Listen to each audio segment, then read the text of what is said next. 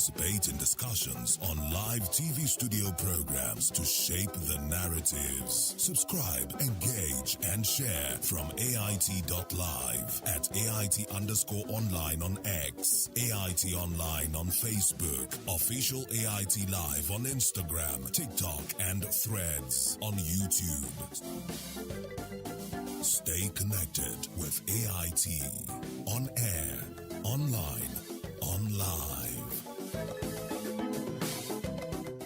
People, politics, and power brings context and clarity to issues and events in governance, democracy, and development. On People, Politics, and Power, we feature people who shape the events and define the issues. A lot of the agencies are still struggling with implementation of freedom of information. The government should come. We need Nigeria to work. We examine the interplay and interaction of politics with power and their impact on policies and the people. It's about getting the system to deliver the kind of electoral outcome that people will be happy with. People, Politics, and Power with Imoni Amarere. Will low-performing agencies be held to account? Or will the numbers fade after the headlines? At 1 p.m. every Monday and Friday on AIT.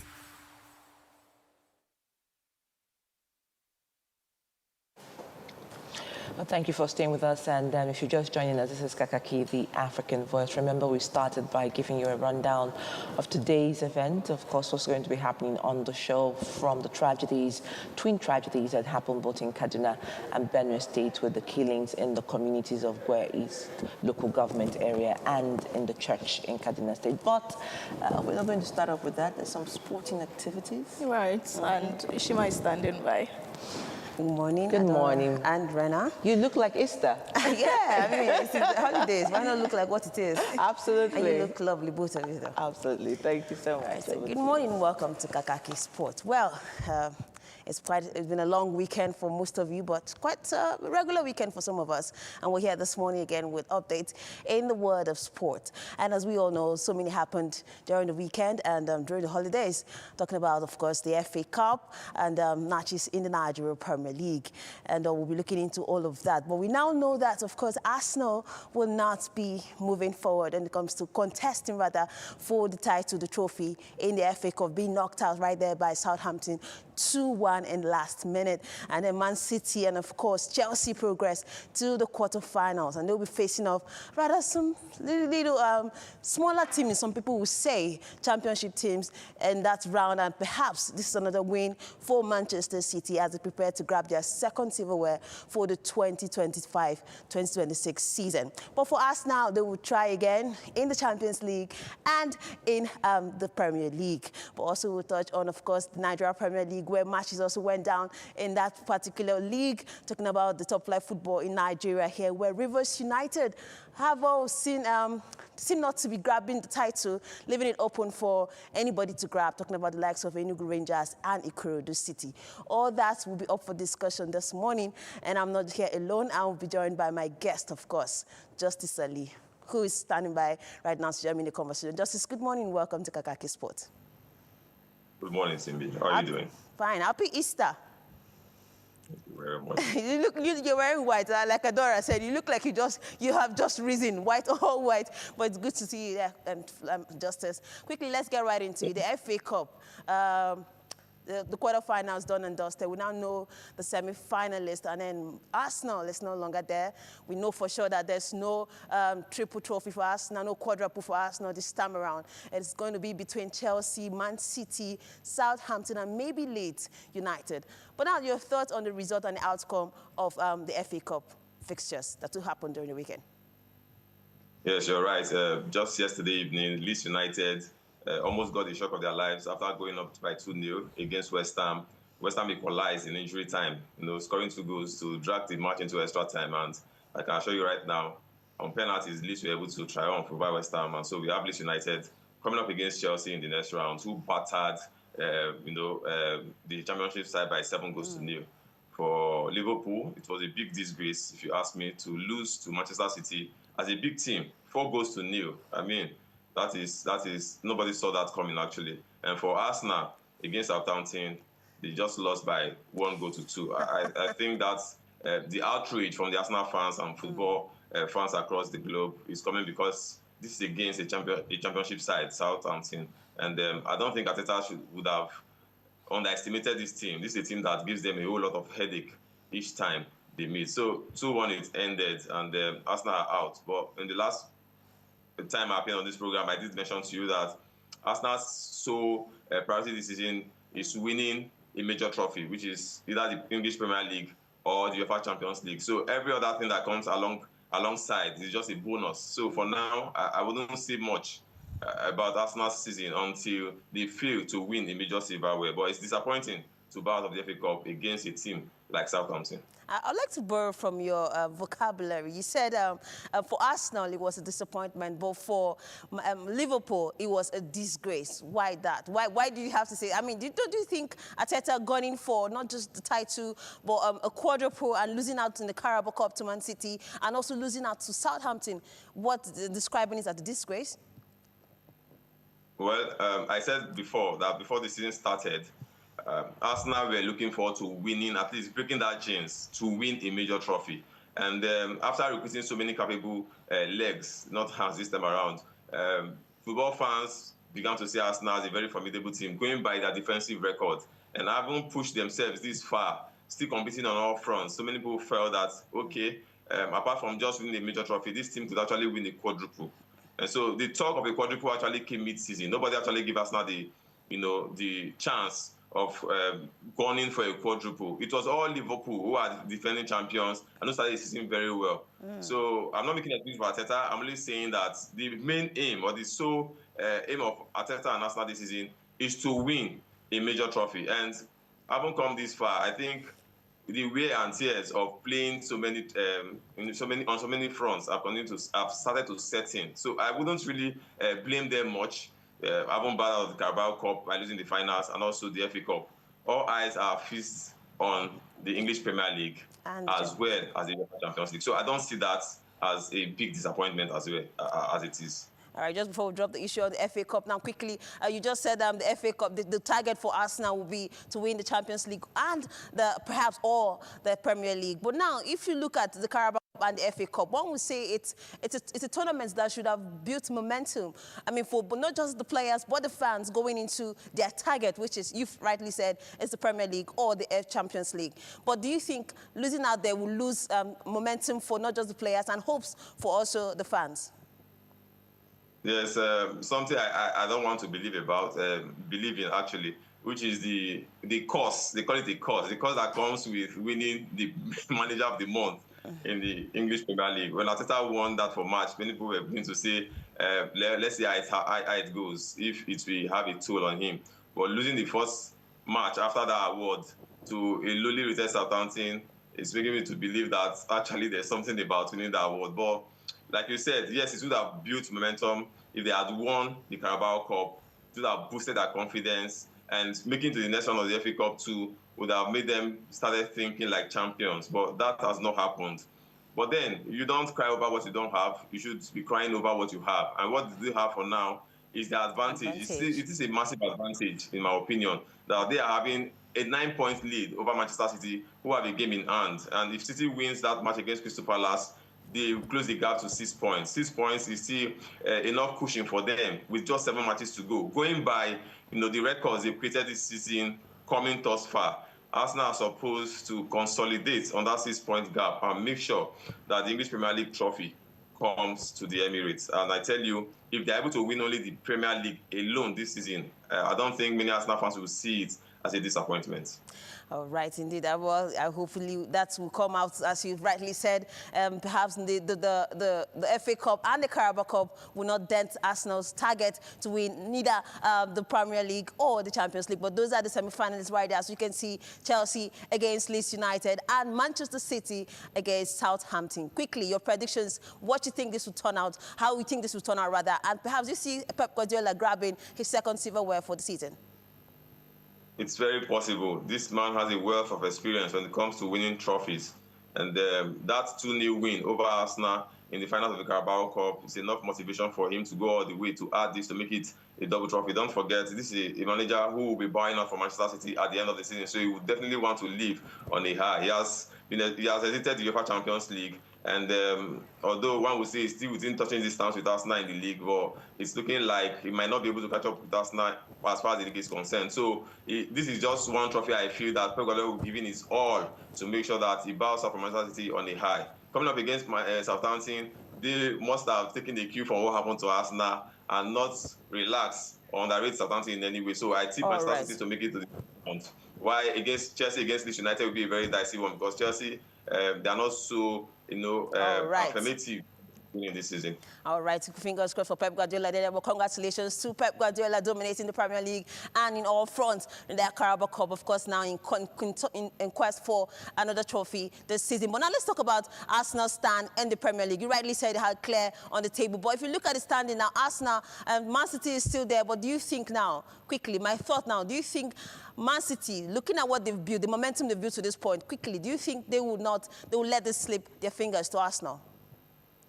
With about 7 games left to be played. When you're talking about letting it slip out, I think it's not in their hands for now. If you must know, they will be playing against Chelsea in the next match. They will go into Stamford Bridge, and I'll tell you, it won't be an easy game. Whether Chelsea are informed or not, a big team is always a big team. So that match against Chelsea, after which they will go back to the Emirates to host Arsenal. Those 2 matches will determine whether or not they'll be able to catch up with Arsenal. And if Chelsea are able to get anything out of that fixture against Manchester City, and Arsenal beats Bournemouth in their next match, I think the momentum will begin to build up again for Arsenal to go all the way and win it. All right. Well, fingers crossed, and I hope that Arsenal gets to make you proud, because you actually sound very confident that the Premier League title is in the pocket for Arsenal. Perhaps also maybe the Champions League. But if you look at the fixtures of the Champions League, you see Arsenal still has the work to be done, looking at the fact that they have not been progressive in the recent performances. But now let's move away from the Premier League, the FA Cup, and of course the Premier League to the Nigerian Premier League. Matches also went down during the weekend, and it's quite looking interesting, both on top of the table and at the bottom of the table. Your thoughts on this title race in the Nigerian Premier League? The results for last weekend will be a disappointing one for 2 major clubs, and that is Rivers United and Enugu Rangers. Enugu Rangers failed right there at Enugu to beat Barao. They drew goalless, and in the first leg in this season, Barao beats Enugu Rangers by 2-0. So they should have sought revenge. Also, owing to the fact that they are looking forward to win the league. They're already up there, and they know that Rivers United is breathing down their neck. But they failed to win. They were able to pick up just 1 point. For Rivers United too, they'll be disappointed knowing that Enugu Rangers, playing at home against Barao, still failed to win. And then they were beaten by Warri Wolves by 2-0. Warri Wolves is a team that haven't beaten Rivers United for their last 2 matches. I think in their last 5 matches, Warri Wolves have been able to win just 1. So they had the head-to-head advantage going into that tie, only for them to lose again. And the 2 of them remain tied on top of the Nigerian Professional Football League table. And so I think in the next match, they both will be looking forward to giving their all to get all the points, knowing that anything could happen in that match venue. But one match then I'm not so happy about is Bender Insurance being battered by Kano Pillars right there in Kano, 4-0. That was actually a result I didn't see coming. At least, honorably losing by 1-0 or 2-1 would have been better. But 4-0, I didn't see that coming. Right now, if you look at the bottom of the table, it's quite interesting. But do you think, talking about Remo Stars now, do you think this is a poor outing for them? I mean, they're not doing so great. Quickly. Yeah, football is unpredictable. We've seen teams, win the title. The next season, they struggle, to keep afloat. Just take a look at what is happening right there in England. Tottenham Hotspur are battling relegation. So in football, anything could happen. All right. Nobody can tell. At the end of the season, they might still be able to avoid relegation mathematically. All right. Well, thank you so much, Justice Ali, for your analysis. Hopefully, it turns out well for Rangers. No Rivers United, because the title race still looks very open as regards to the Nigeria Premier League. And for the bottom place, it is quite interesting right there, as you can see, as you rightly said. Hopefully, Remo Stars doesn't go to relegation, because it'll be quite disappointing for top flight football in Nigeria. But thank you so much, Justice Ali, for being a part of the show this morning. You're always welcome, Simbi. All right. And that's our package on Kakaaki Sports. Thanks for being a part of it. I am Simbi Shima. Up next is the social intervention segment. Stay tuned.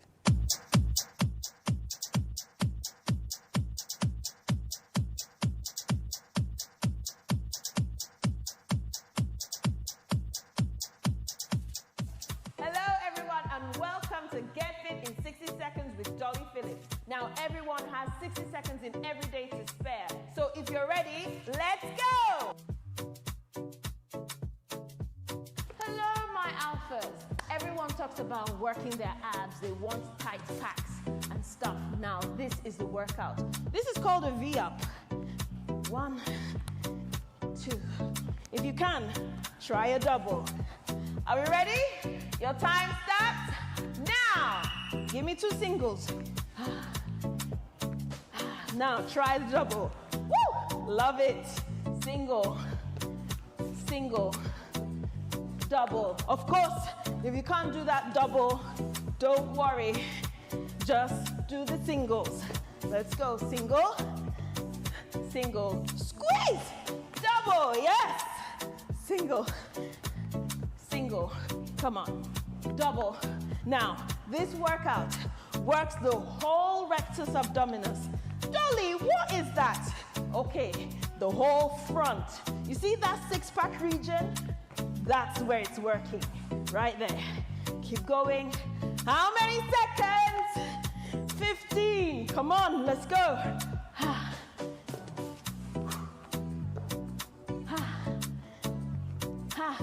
Double, come on, push. Woo! Last one. And we're done. Wow! Well done. Well done. I hope you had a great workout. Anyway, what I need you to do is to follow us on Instagram at Alpha Fitness Studios and subscribe to our YouTube channel, Alpha Fitness Studios, for free workout videos, free dance videos, sales and promos, and make sure you join us at the gym, Alpha Fitness Studios in Lekki Phase 1 next time you're in Lagos. So until the next time, bye-bye.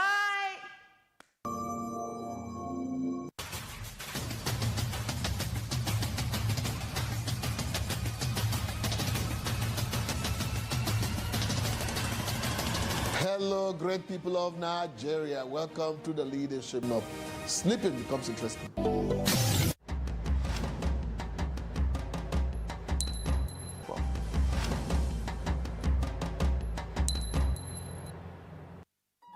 The stories now break online.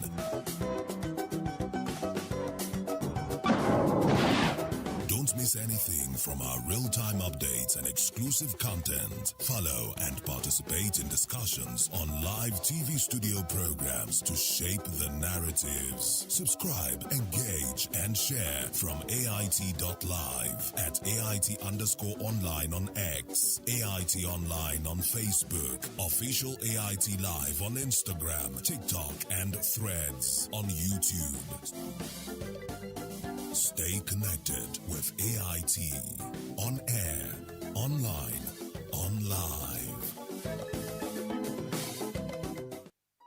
The stories now break online.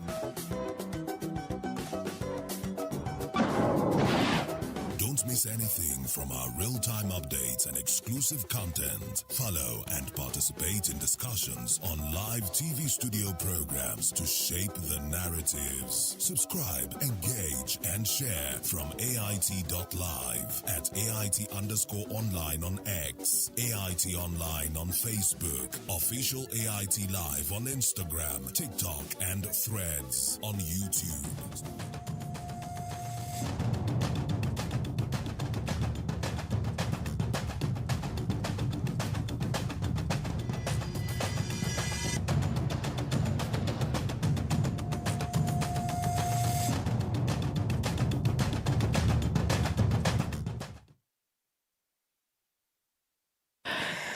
All right, everyone. It's 7 a.m. over here in our studio, so you know what time it is. Newspaper review o'clock. We would be doing this alone. We have 2 analysts who would be joining us as always on Monday. We have Chris Kainde Wandu, CKN News, and Lemi Ugegbe, Dr. Lemi Ugegbe, a veteran journalist and political affairs analyst. Thank you for joining us on AIT. I thought you forgot the doctor. I would not. PhD. No honorary. You know, the university, what's that thing? A university union is wanting that. Yeah. Whatever you gain by honorary, you dismiss it. But we have to emphasize that is PhD. Where are you joining us from this morning? I'm joining you live from the studios.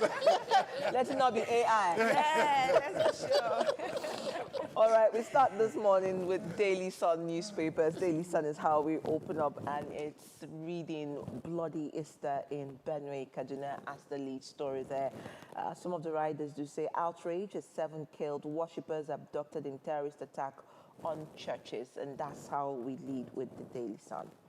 And from that, we'll go to Disclosure News. It says, Easter massacre. Terrorists killed 24 in Benue. Kaduna church attacks. Governor Alia films as 17 killed in Benue community. Kill 7 in Kaduna attack, abduct others. You'll find that on page 2 of Disclosure News this morning. The Nigerian pilot opens up as usual in bold red and says Easter church attack, 7 killed, others abducted. Attack took place in Ariko community, Kachia local government area, Kaduna State, and that's on page 8.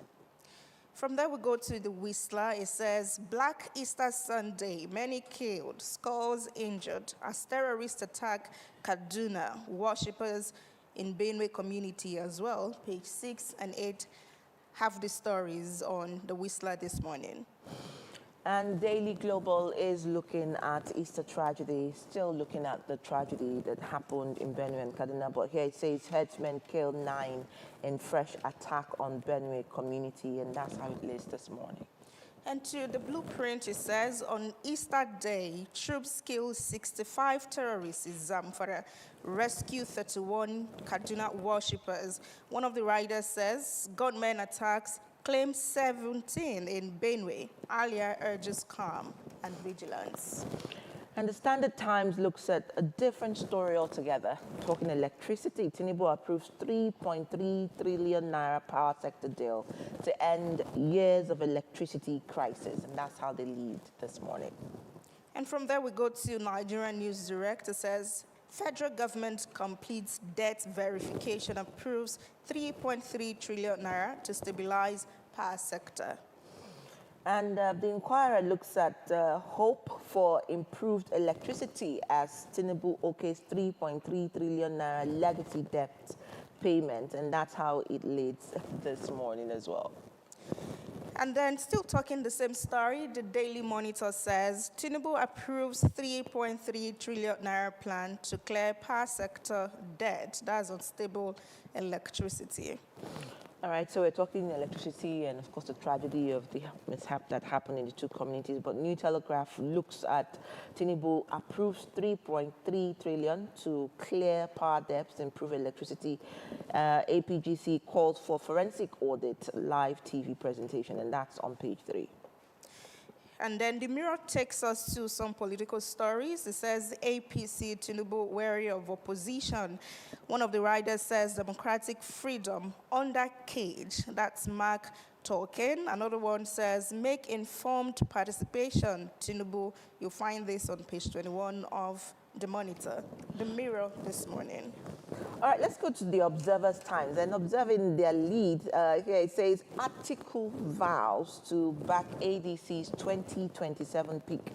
The writer says, hires U.S. lobby firm for $1.2 million to counter federal government. Mark denies quitting as ADC chair. And that comes to you on the first page, page 1 of Observer Times. And to Al Jazeera Nigeria, it says State of the Nation, Nigeria will rise again. That's Khan speaking. And the writer says, Easter tells us this is not the end. The Authority newspaper looks at capital market leadership crisis, says SGF can't reverse Tinubu's appointment and group cautions, and that's the lead coming to you front page. All right, we'll now see what the business NG says, talking some money, expectedly. It says oil prices to ease, Naira to stabilize as Nigeria faces market reset. And the Business Diary writes, economic hardship deepens as Nigerians battle renewed crisis and cost. It says there, cost, standard of living, and that's on page 2 of the Business Diary. Now let's come back to the studio here and look at some of the lead headlines and talking points. Of course, we know the stories and the bloody Easter leads in so many of the papers. And I think that's where we'll start this morning. Daily Sun ran with that. Disclosure News, Pilot, This Nigeria, a lot of papers. So, Chris, let's start with you. Bloody Easter in Benue, Kaduna. Tragedy. Yes, total tragedy as it were. The Easter Day is supposed to be a day of festivity. Then after the crucifixion of Jesus Christ on Good Friday, symbolically, this is just after a Lent period lasting about 40 days or thereabouts for Christians to fast. Then after fasting, what's supposed to turn out to be a joyous moment turned out again to be a bloodbath, sort of, in some parts of Nigeria, especially in the north. And this is just coming on the wake of what happened in Plateau State a few days ago, where several people were killed. The president had to travel to Plateau, even though he stopped at the airport, which some of us found very, very funny for a situation like that. No reason why the president could just stop at the airport. If you are going to sympathize with people that were involved in such deaths, then how about the reason they gave? Whatever reason, whatever, the president is the president of the Federal Republic of Nigeria. And every part of Nigeria, including my village in Obo, is within his constituency. So if there are Nigerians living there, he also had to be able to get there. So if you are going to sympathize, irrespective of whatever the excuses, the president ought to have visited that place. We've seen a situation where even in other advanced countries, we saw what happened in the United States some few weeks ago, where 2 servicemen were killed. The president of the United States of America was at the airport to receive this corpse. So that is the value we put to life. But in here they always give you excuses. So if you ask somebody that is a bereaved, like the woman whose son was killed, who had her son on her arm, had to ask her to come all the way from the village to just come and visit, to be with the president at the airport. That is a total aberration. And the president was talking, there's no light at your airport. Whose airport? Whose duty is it to take care of the airport? Is it not the duty of the president to make sure that every airport in Nigeria have light? So I'll be here for just about 10 minutes. And let us concentrate on the issue at stake. Now, talking about the bloodbath, as I said, while we are just thinking that with the issue of that of Plateau had been resolved, the president has given approval for the resolved. No, I'm just the president. Yeah. President has given approval for cameras to be installed in what will happen in these other places now. As a prevention measure? Or yes, I don't know whichever one. Now, they went to Benue and they were killing. They also went to Kaduna and there was killing in Kaduna. So that means the issue of insurgency is still a very big insecurity. Security will always be on the table.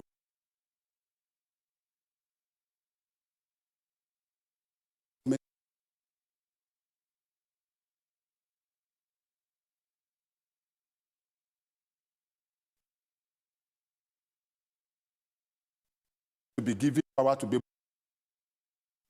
and between the president of Nigeria, everything went headwards. So it is quite unfortunate that this is happening, and we're going to hope that this is going to be the last time. The president said it, that this is going to be the one in Plateau. Now, this is, but the good news, a little part of it is that we had a report that the army was able to rescue about 31 of those abducted in Kaduna yesterday. They were able to go after the killers, and they abandoned their captors, and they were able to retrieve or be able to get about 31 released. 5 people were killed.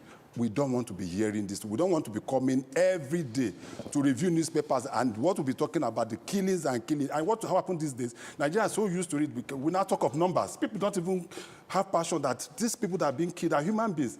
31 was killed, 12 was killed, 11 was killed. As you mentioned that, I see the viral video of Apostle John C. Suleiman trending right now where he says, all of these numbers just desensitizes us. Like, okay, 5 died, 20 died, you just shake off and you move on. You move, that is what I'm saying. That we just move on. We just continue with numbers. 5 died, 15 died, 30 were killed. Nigerians have gotten so used to just reading that people were killed that no empathy, nobody even thinks about it. And as I say in my place, meaning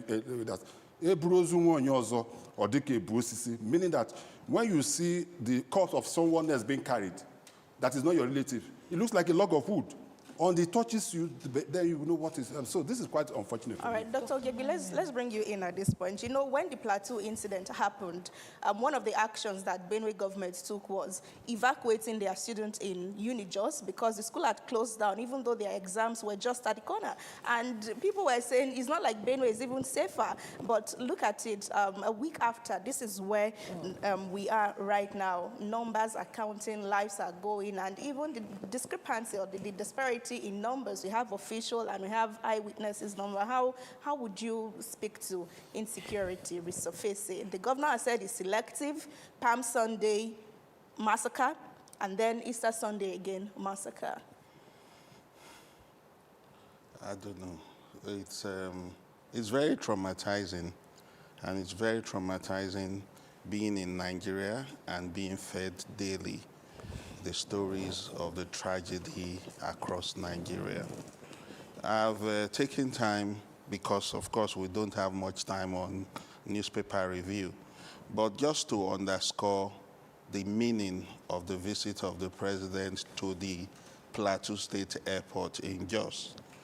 My column viewpoint on this Nigeria Today captures it. My title is Tinubu, a condolence visit, just like Bala Blue.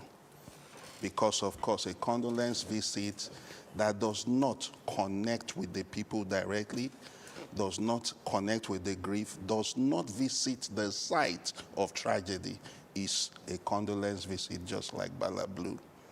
Now, we know as a country, history has shown that once an attack occurs anywhere in the North Central, that's the Middle Belt, the moment security operatives begin to react, going to the site and all that, you see they move to the next community or the next states.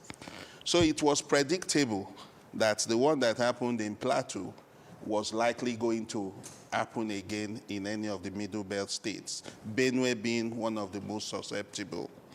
So it's not a surprise, because what we are doing right now, and I am not saying this to diminish the work of the Nigerian military, far from it, but perhaps because there are no boots on ground, what we do is more of reactionary steps rather than proactive steps. Otherwise, we should have been able to get people on ground to man strategic places in Benue to ensure that this does not happen. It's happened also in Kaduna. So my heart goes out to the people of Kaduna and the people of Benue. But it is enough that we will continue to be forced to come on newspaper review to talk about this. We need the president and commander-in-chief to demonstrate utmost political will. This idea that we are doing politicking instead of governance must stop. This issue that the focus of the government of the day is on the 2027 general election is impacting on the fight against insecurity. Government needs to be decisive. Government needs to be brutal. We saw what happened in America, the Iran-US-Israeli war, where fighter jets of the United States was shut down. We saw what it took the American country, the American government, to ensure that the one who was captured as a POW was rescued. They deployed everything. But in Nigeria, we just have people who lack empathy. Instead, we justify not showing empathy by ridiculous kind of excuses. Excuses that the airports will shut down, you cannot fly after some time. Excuses that there is the president of what country? Chad coming. Look, even if you are the president of the United States coming to Nigeria at a time such tragedy happens, you will need to make alternative arrangements. Your citizens first, before looking so nice, before looking so good globally. Your citizens, what matters? And Tinubu is losing very good opportunities for him to shine, because the opportunity of going to Plateau State would have been the opportunity for him to connect with the people. So you're saying he lost that opportunity? Yes, he lost it. Totally. He lost it. And you see, the governors too themselves must rise. This idea that they are playing politics and going cap in hand and wanting to look good with the president and commander-in-chief, it's not good enough. We saw Mufwang go to visit the people, and he was in an armored tank. What are we talking about? Right. If you are afraid, as people who have the full paraphernalia of security with you, you are afraid to visit a place like Angwan Rukuba in Jos, then what do you expect the people who live there to feel? So they will live in trauma, fear, and despondency. And tension. This is unacceptable. Serious tension. And tension. I mean, this is quite, it is a sensitive conversation. I know that we can go on with it, but for want of time, let's touch a bit of on all our headlines and then come back to some of the reviews online, because we do have online reviewers from our guests. Definitely. Now, hope for improved electricity as Tinubu okays 3.3 trillion Naira legacy debts payment. Chris, I hear you say, So. Well, this has been lingering for some time. From the reports from the presidency, this has been lingering between 2015 and 2025. So it's like more for accumulated debts. All the electricity companies, especially those within the generation part of the electricity value chain. Now, at the end of it all, they've come to a conclusion. It varied from time. At a point, they say it was 5 trillion. At a point, it's 4 trillion. Back and forth. At a point, approval we had was given, but no payment. But finally, I think the president has approved 3.3 trillion payment. And we hope this will be able to improve the electricity, both generation and distribution. But I have my doubts. I don't want to be a pessimist, but I'm a noble Nigerian. I have to say we come here every morning to say the way it is, so that the government that is empowered will also have the feel. Because most often than not, what I've realized is that those within the government, or those within the president, or those with governors, those with local government, are always yes men. Most often than not, they don't tell the leaders what they want to hear. They don't tell the president they tell the president what he wants to hear and not what the people are saying. And that is always the problem. Those aides to the government, you know, there was a time the Obasanjo that said it. Advisor, they were talking about his advisor. There was something he said that is the advisor that cannot advise him or something like that. That was the statement he made. So most of these so-called advisors, ministers, head of power states, they don't come out straight to tell them what. So the man sits in Aso Rock and feed that information, and what he's just told is what he believes. And they tell him, oh, Gari is now 1,000 naira. Whereas when you go to the market, Gari is 10,000 naira. And the president believes we are doing very well in the area of agriculture. So on this, I commend the president for that. But we still have serious challenges. Because if you are making such payment, and we're talking of improvement, and we are not improving on the area of improving the infrastructure, then we're going to have a problem. Whatever we put, whatever we generate, we cannot put more than 5,000 megawatts on the national grid, and that's the fact. And that is the problem. So even if the GenCos are generating 7,000 megawatts, they can only push 5,000 to the middle. Even if they push that far, they cannot put the whole 5,000, because once they push that 5,000, that is when you get the collapse. You used to see, you have to say, so what are we doing to improve on those infrastructure to be able to, so that we can be able to take this from 5,000 to 7,000? There was a contract that the Nigerian government was to sign with Siemens years back. In fact, if you remember vividly, the former chief of staff to Buhari, the one that died. Yeah, Abakari. He went to Germany to sign a contract with Siemens on behalf of Nigeria. It was there that he got COVID. It was, yes, it was where he got COVID and came back and died. So you realize that it's been a long time. So we cannot continue to talk about 5,000 megawatts and we are celebrating that. When a country like South Africa that has just have 1/3 of our population is generating close to 10,000. We may have promised during the 2015 election, the APC promised Nigerians that every year that 10,000 megawatts will be added to the national grid. So within the 8 years of Buhari, if we added 10,000, what does it mean? 10 times 8, that's 80. 80,000, but till now, we are still struggling with 4,000. So what I'm saying in essence is that it's not just making the payment, what are we doing to also improve in the infrastructure within the value chain to make sure that we can be able to improve, and that is why the SMEs are dying. So you're saying that it's beyond prediction of payment of debt? It goes beyond payment for me. It goes beyond payment. My problem is made the payment, but because we sold NEPA, as it were, to people that were not prepared. We sold them to businessmen who didn't have the capacity to be able to do. What have they added to NEPA since we had the Ikeja Electric, we have the Benue Electric, we have the Abuja Electric? What all the thing they have been doing is to be able to band us. We turn to bandits, band A, band Z, band Z. At the end of it, you still realize that we are not getting value for money. So that is where I think is the major problem. And the Minister of Power is not even helping matters at all. And I thought that he would have been one of those that would have resigned by now. But I heard that he didn't resign. Well, he didn't resign. I think we have only about 3 of them who left office to contest. Dr. Ogyebi, let's look at how the New Telegraph, the same story, how the New Telegraph puts it. One of the writers, it says, APGC calls for forensic audit and live television presentation. So APGC will be Association of Power Generation Companies. Look, let's not waste time on this electricity issue because we don't have much time, and there are 1 or 2 very important items in the papers that we should review. But what is clear is that government, the president, has thrown in the towel with regards to the battle to conquer darkness over and get electricity done. What's more is the optics.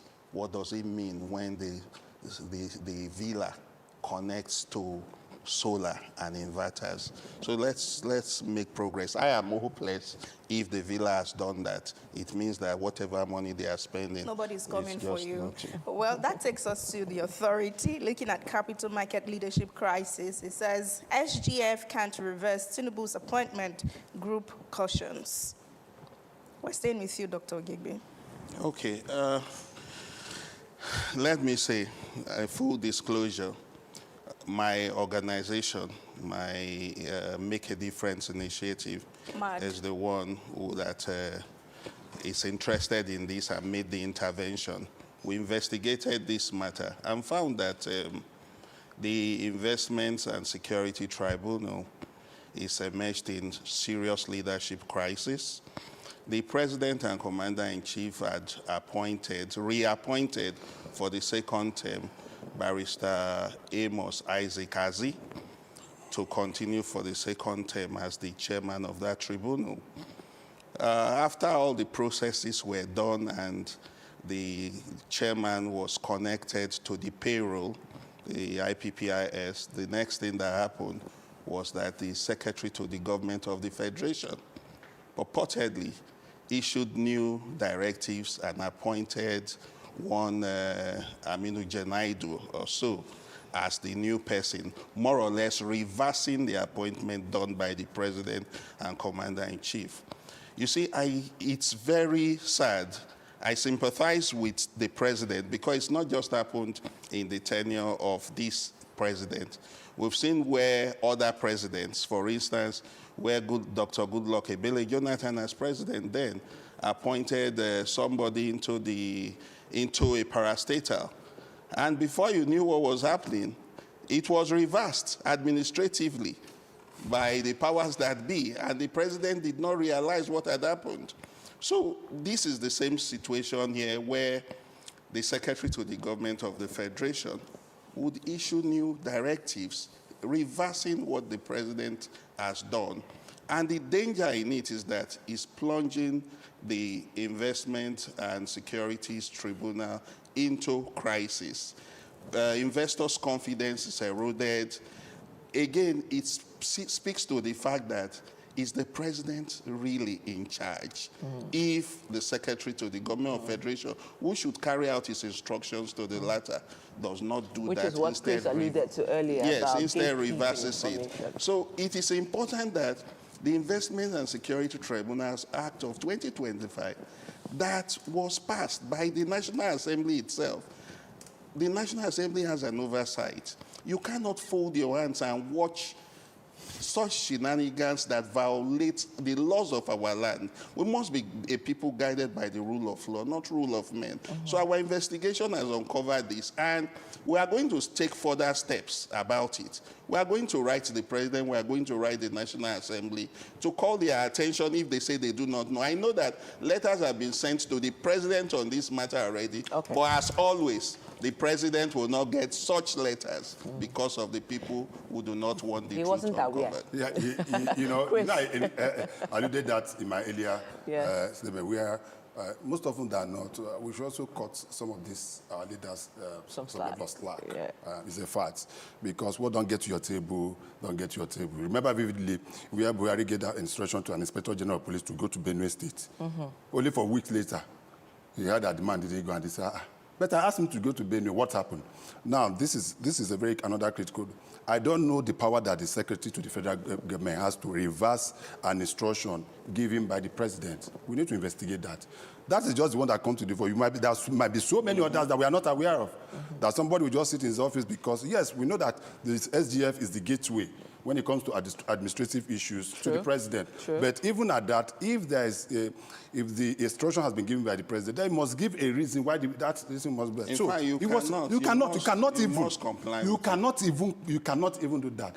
If that directive comes from the president, if there's going to be a counter directive, it must come from the president. We have seen this happen. We've seen where some people were appointed, some of our colleagues were appointed to some of the parastatals, and the end of it was changed and the rest of it. But on this particular one, I think these issues must be investigated by the president. If the president is watching us, he watches TV a lot. I can show you the president watches TV a lot.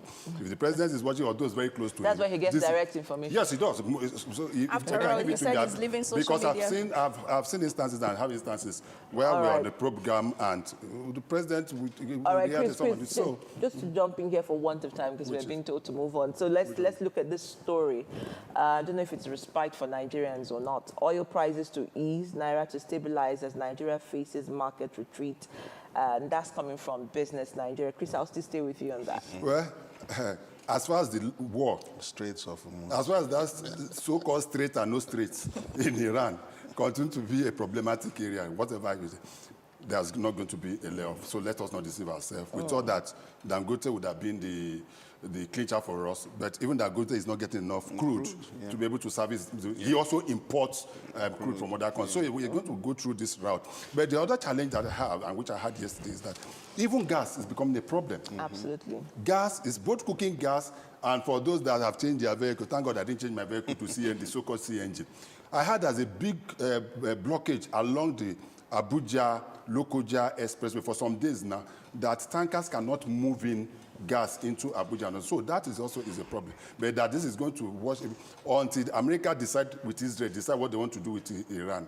I think there's still blood. All right, let me come to you, Lemi, because I know that the African Supply Chain Confederation said something yesterday. They said Africa just thinks it's about fuel, but it's not just about that. It moves fertilizer, petrochemicals, plastics, liquefied natural gas, and that's where Africa gets hurt. Yes. Clearly, there is no relief. Even America, that is in the war, is facing its own pang from it. You see, the president of the United States already is threatening again that by Tuesday he will start attacking, major installations in Iran and all that. And so if there is already another threat to start attacking, then what relief are we talking about? So we must just brace up to the fact that the what's it called now? The global body. Okay, UN.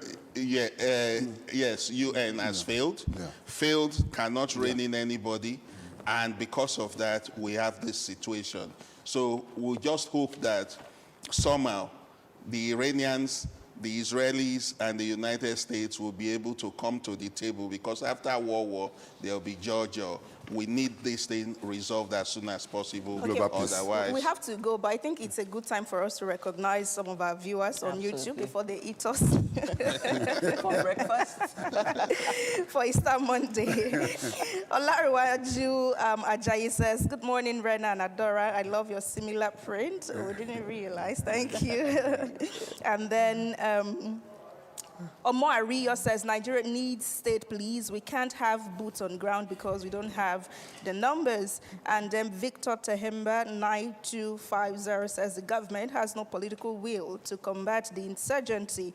Even the presence of American soldiers to assist the Nigerian government is not felt by the people, or maybe they have gone back. On electricity, it says, since I was born, electricity has been the problem in the country. Maybe when God separated darkness and light, God chose Nigeria, the side of darkness. And Martin Otis, he says, Chris, welcome to Abuja. Thank you. I think that's how much time will allow us. All right, thank you, gentlemen. Let's leave you to run along and get the rest of your Easter. Thank you very much. Thank you very much. All right, we'll be going into our first talking point. Remember, we talked about that we would start this morning on a tragic note, bloody Easter weekend in Benue, but that will be after the break. Focus Nigeria. It's a huge task, but we take it on. Ask him where is the law. National Assembly is not doing hearing on insecurity in Nigeria. It is America that is doing hearing on insecurity in Nigeria. Monday to Friday on Focus Nigeria, we identify the nagging issues. So people put people in poverty deliberately, deliberate misplacement of priorities, and brought people on their knees to suffer. We seek answers to the tough challenges. And because of for the former president, yes, what I know is that he has not turned his membership card. He has not been attending your meeting. Leave that to us to deal. There's no shying away from the issues. The system is held accountable. The leaders are accountable for the funds, for the resources that they manage. No sitting on the fence. The same thing that made you live where you are may confront you. Focus Nigeria, 10 a.m., Monday to Friday on AIT.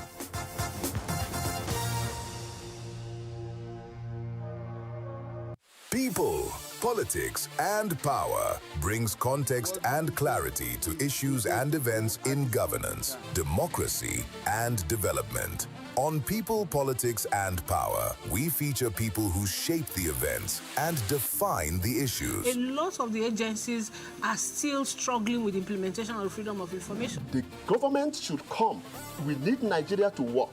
We examine the interplay and interaction of politics with power and their impact on policies and the people. It's about getting the system to deliver the kind of electoral outcome that people will be happy with. People, Politics, and Power with Imoni Amarere. Will low-performing agencies be held to account, or will the numbers fade after the headlines? At 1 p.m. every Monday and Friday on AIT.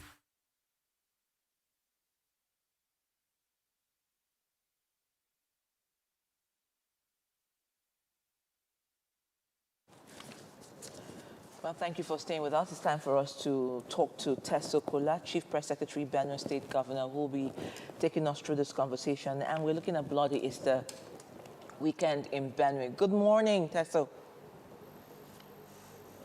Good morning. Thank you for joining us.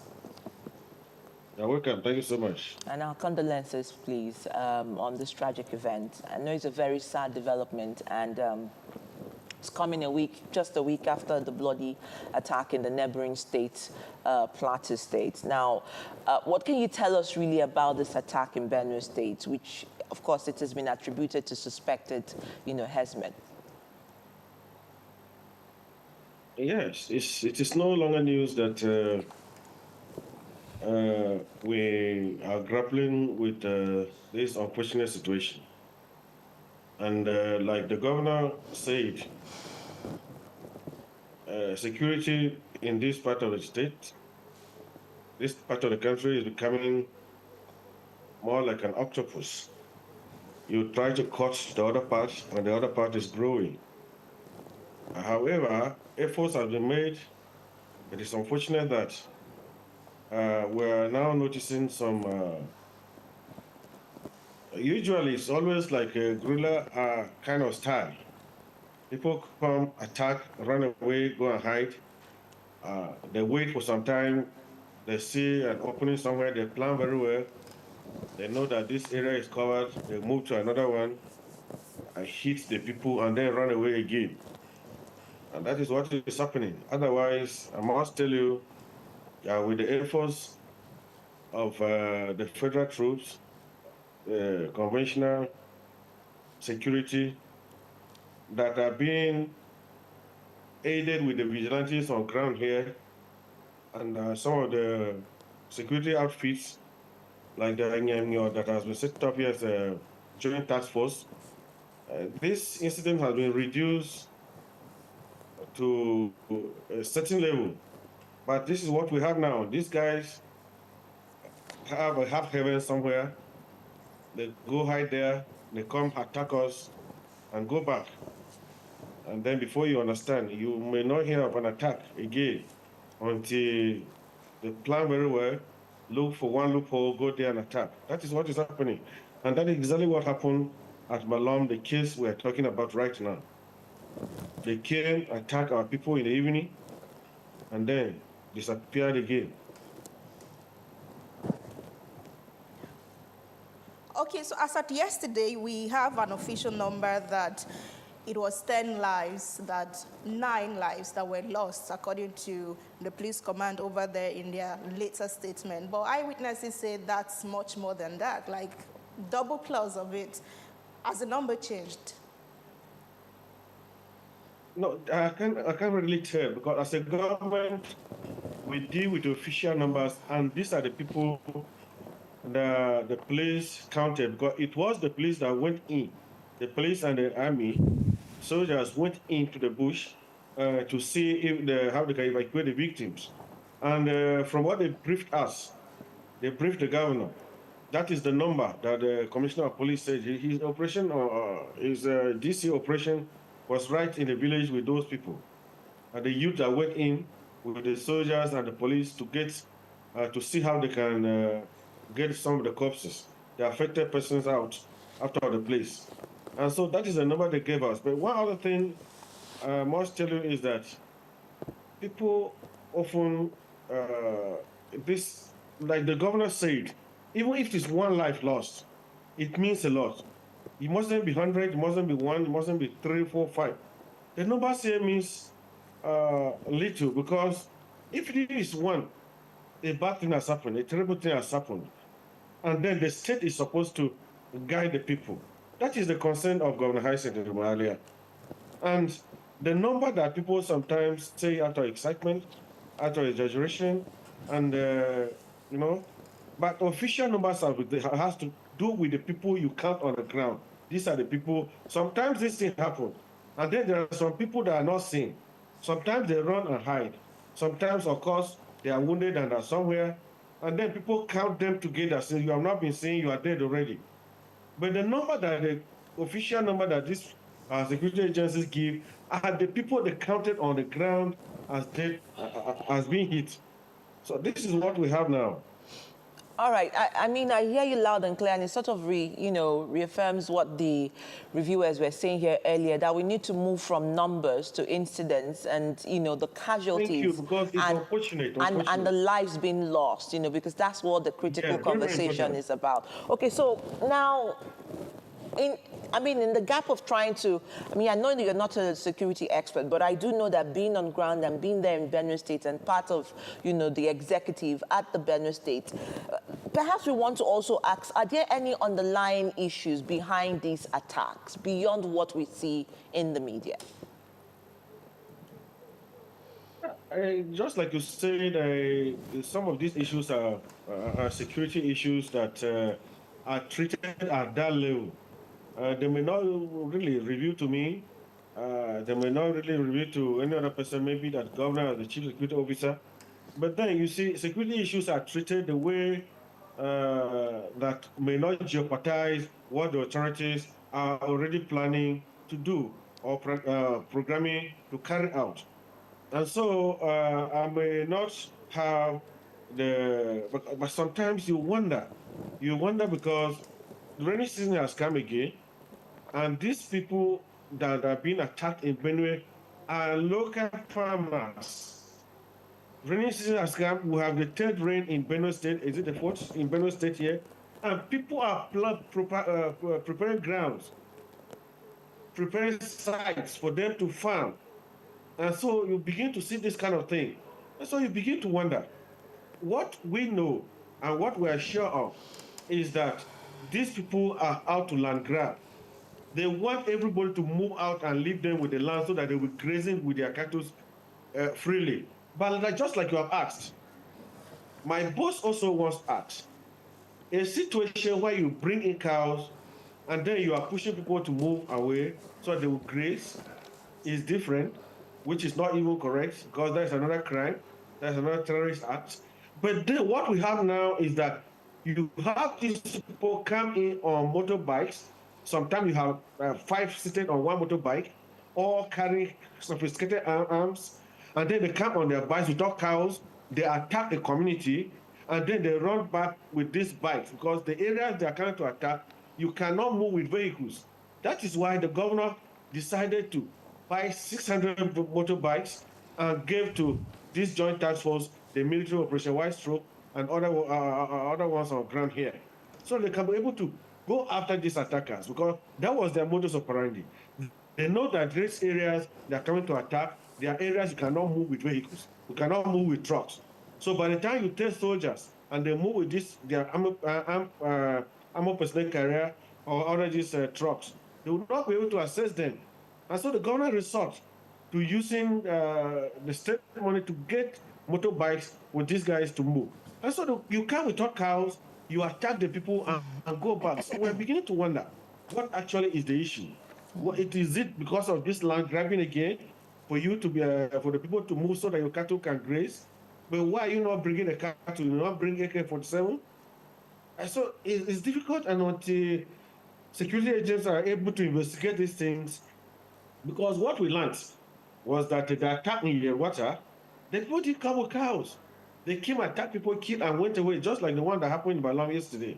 And then we are told that they had been arrested and they are undergoing persecution. Now, maybe the prosecutors will tell us, maybe they have revealed to them what is their modus operandi. I mean, what is their aim of killing people randomly in this part of the state.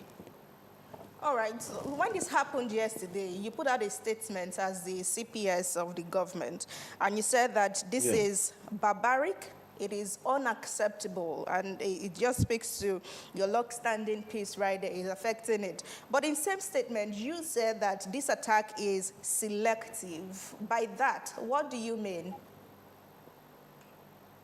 I earlier told you that these guys move and invade a particular community. They are not just carrying, it's not an issue that you are coming for war or a battle and then you take every community you are attacking at the same time. You go back, you plan on a particular spot or a particular community, you move in there, attack, run back to your base or your hideout or something. And then you go and sit down and plan again, okay, fine. Like I said, it happened at Yelwata the other time. The other one went and happened at far away Kuman. Apa local government. They attacked there, disappeared. That one, the police told us they were able to arrest 1 or 2. They left. Apa is in the Zone C, or Benue south of the state. They went, and after a while, they now came the Benue northwest and attack that part of the state. I don't know, but this is how they are selecting places, before you understand this, why they want to focus. And then they really give their attention, full attention in that place, then they move to another one. That is what is happening. Okay, so I hear you loud and clear, and it still brings me back to my earlier question about if there is any underlying issue. Because if there are certain people who are targeting certain communities and planning for certain areas, those areas become red spots. Absolutely. So one would ask, why are they targeting those areas? Why are they targeting those communities particularly? And in the time of the target and the mapping, is there a possibility that perhaps intel, some sort of communication between those people and the security agencies may also be able to be presented to the public so that they can actually take some level of measures? Yeah, as of yesterday, we interacted with security agencies, the heads of security apparatus in the state, and we wanted to find out, were you able to get any intel, or was there any pre-knowledge of these invaders coming in? But the answer was no. You see, what we ought to know properly is that when this administration, you see, Benue has been in this dark news for over 14 years now. And when this administration came in, we have 23 states, I said 23 local governments in Benue State.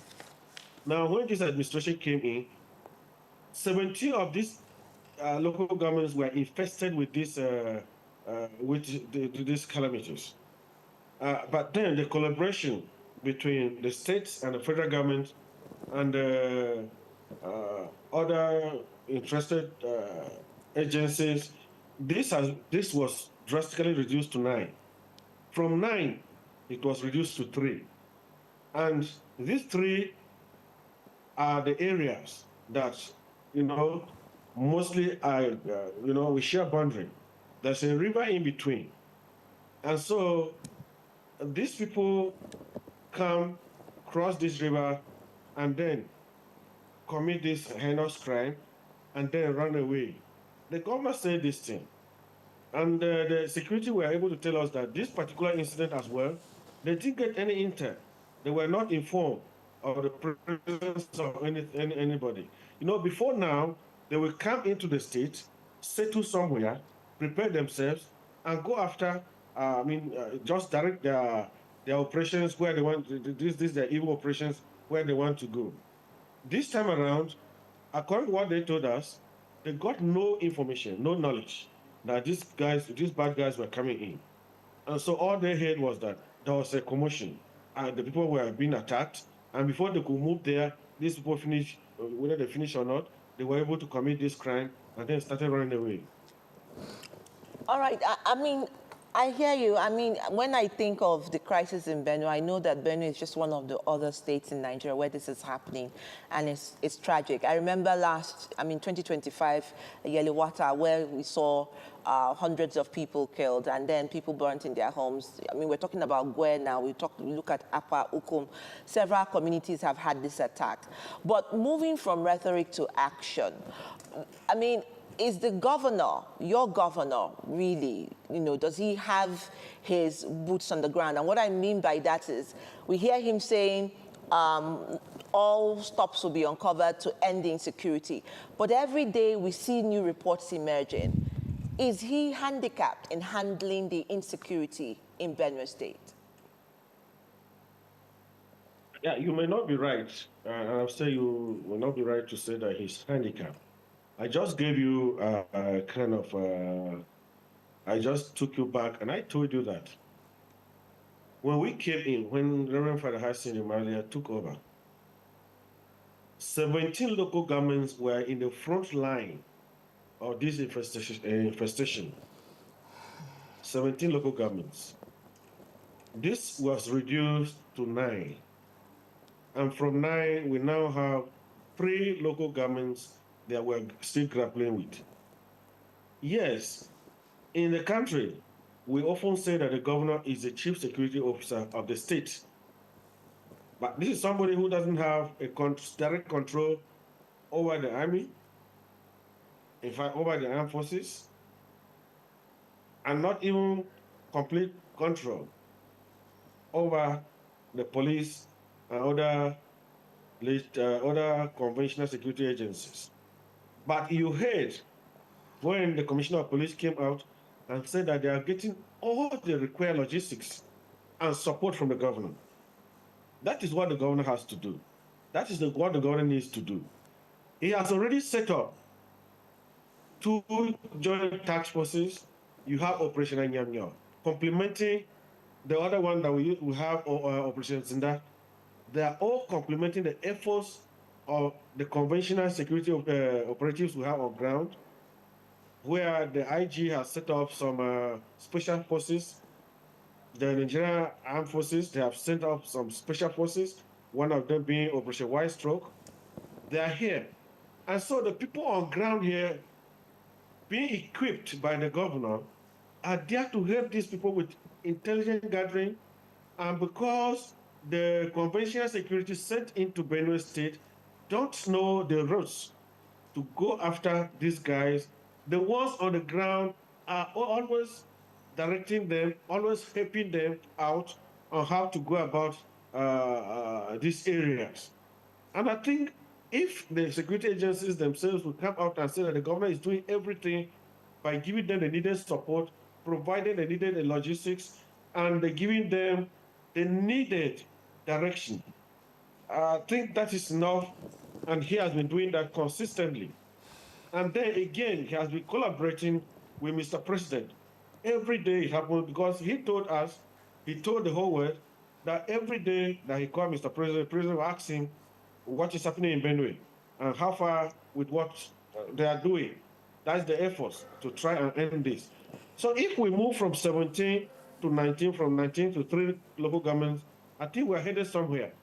It is very, very difficult for a state government to say that he can completely wipe out insecurity in his own state because of the, I just gave you a background there, that you don't control these forces 100%, that they must do what you want. But you can always liaise with the commander-in-chief of the armed forces because he's the one to give the last order. But even at that, remember, Mr. President came here in the wake of the water attack, and he told the army, he told the military, he told the police that there's no more idea or we're waiting for an order from above. They should go after these people and do the needful. And that is what has been happening. However, you know what crime is. Criminals are determined, but these very ones are even terrorists, because what they are doing is terrorist acts. They are acting as terrorists, and that is their name, that is what they are. And so you go the world over, terrorists don't even give up. But the governor is doing everything possible. So he's not handicapped. He's doing what he needs to do. And he is living up to his constitutional responsibilities to deliver the state free of crime. All right, Mr. Kula, the clamor for the establishment of state police that is gaining momentum, even though people have argued that could be more arsenal in the hands of the powerful, from Benue State, would you say that it's a yes for you? Are you giving a nod to the establishment of state police as something you see would help save situations like this coming from great local government? I don't even need to ask that, because my governor, my boss, said that when he addressed the media in Abuja, he has said that several times, that he welcomed that issue of state police. It's welcome. I said this over and over. I can't say different from what my boss is saying. He has given a nod because these are the issues. I told you that one other thing that is helping us here is that we have a joint task force established by former governor, and that joint task force is called Operation. And the government came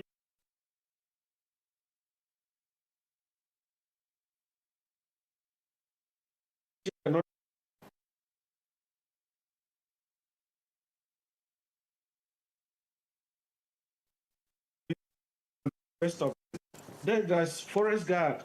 What we have here, civil guard. They are here as local vigilante, made up of the youth that are recruited here.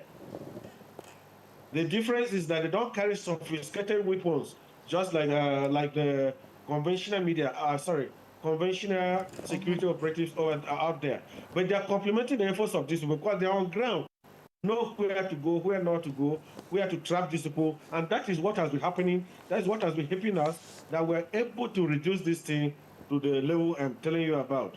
And then I'm telling you that he is determined. He has said that he is determined and is ever willing So if we're establishing joint task force, if we're establishing security outfits, then it's already a pointer to the fact that if the Constitution will allow us to establish state police, that is a welcome development. All right, talking about the Constitution and establishing state police, I do also know that there has been some sort of rally, even from the House of Representatives itself. Al-Hassan Adodogowa, who is the majority leader of the House of Rep, did say that there has been too much bloodletting and perhaps Nigerians should be allowed to carry their own arms to protect themselves. And we've seen those kinds of calls from certain leaders from certain quarters. Is it something worth considering? I mean, she talked about having state police and having that become arsenals in the hands of, the elites or the political leaders. But do you think that having guns in the hands of citizens to protect themselves or whatever kind of defense tools is something to consider because of the numbers of lives that have been lost daily consistently? That is not for me to say. I speak for the governor of Benue State. I speak for my boss.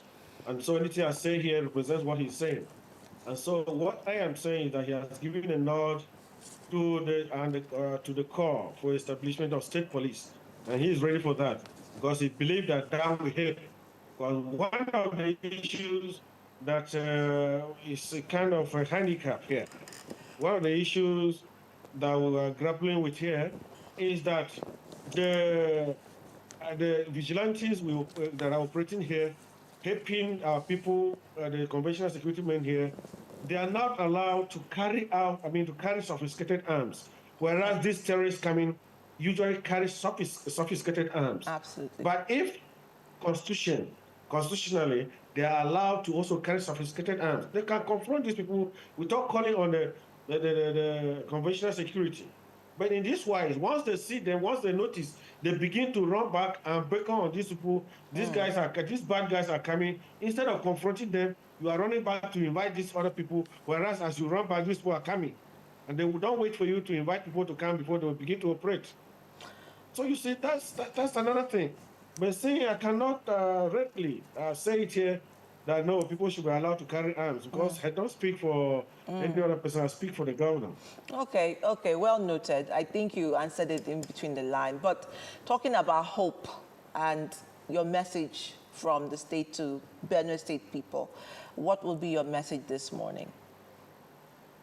Yeah, the message is captured in the statement we issued out. The people should be hopeful. They should be vigilant, just to report, because the government is doing everything possible to ensure that Benue is protected. Thank you. All right, then. We'd like to thank you so much, Chief Press Secretary, Benue State Government, Tasu Kula. Thank you for speaking with us and giving us update and insight into the attack that took place at Gwa East, during the weekend in your state. Have a lovely day. I think you're already that. All right, well, we're still watching Kakaaki, the African Voice. I'm sure that 8 o'clock brings us around the corner where we will do Kakaaki socials, and we'll be having that after this short break. Stay with us. Stories now break online.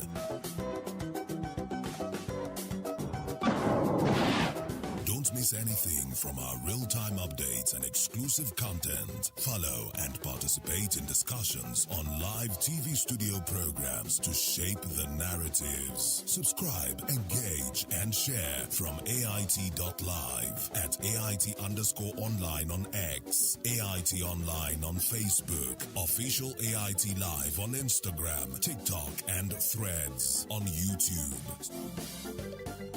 Stay connected with AIT. On air, online, on live.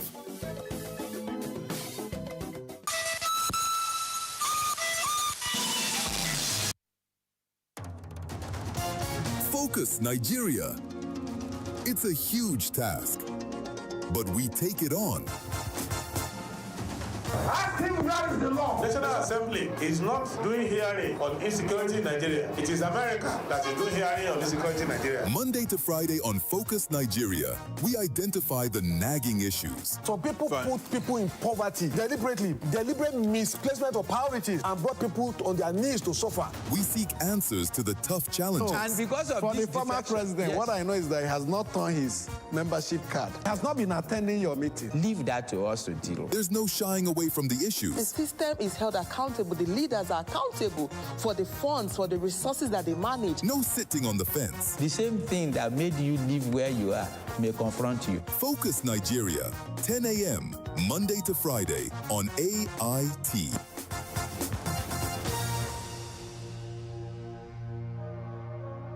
People, politics, and power brings context and clarity to issues and events in governance, democracy, and development. On People, Politics, and Power, we feature people who shape the events and define the issues. A lot of the agencies are still struggling with implementation of freedom of information. The government should come. We need Nigeria to work. We examine the interplay and interaction of politics with power and their impact on policies and the people. It's about getting the system to deliver the kind of electoral outcome that people will be happy with. People, Politics, and Power with Imoni Amarere. Will low-performing agencies be held to account? Or will the numbers fade after the headlines? At 1 p.m. every Monday and Friday on AIT.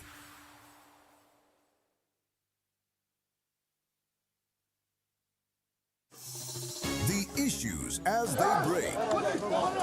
The multitude, the political figures, the state and non-state actors. It's a serious threat to democracy. And our governments seem to be incapable of protecting. The scheming. This is not a period we should sit back and go. Every part of this country is equal. The intrigues. There can be no one person that is bigger than the party. Deft moves and the momentous declaration. We didn't get any protection. I'm not particularly against anybody. We track and capture them all. I don't believe it was for that reason politics. Follow in-depth analysis and no-holds-barred interviews. Armed forces of the country is well capable. They need the political will. Are they just waking up from sleep? Is there complacency? Feel the pulse of happenings in the political arena on AIT Democracy Today. Widely acclaimed authority on politics. Monday to Friday, 7 p.m. Nigerian time. Good morning and welcome to Kakaaki Social this Easter Monday. It is a season of hope, of renewal and fresh beginnings, and the celebrations continue. Now we are here to keep you informed, inspired and entertained. I am Chidera Isdui. Let's get started. Our President Bola Ahmed Tinubu has approved a 3.3 trillion naira payment plan aimed at restoring reliable electricity across Nigeria. Now this initiative is part of efforts to settle long-standing debts under the Presidential Power Sector Financial Reforms Program, accumulated between February 2015 and March 2025. Officials say this move is expected to stabilize the power generation, improve electricity supply, and boost investor confidence in the sector. Now, let's go and see what netizens are saying concerning this development. Now, this was a tweet by Bayo Onanuga, who is the special advisor to the president, concerning the 3.3 trillion naira. But let's see what netizens are saying. The next slide, please. Adewale is saying, so APC has been accumulating the debt since takeover in 2015. Why should we celebrate this approach to solving a problem created by the same party? The next user in the same line is saying, the next user says almost the same thing, but something a bit different from this. The next tweet, please. The next tweet on this story concerning APC. Now he says a 3.3 trillion commitment requires 3.3 trillion worth of transparency.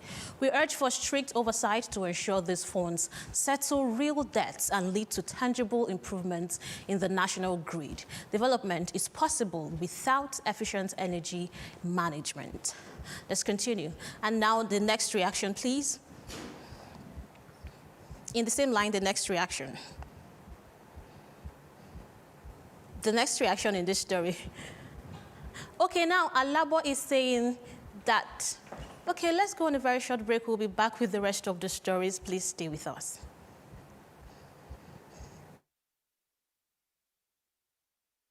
Now break online.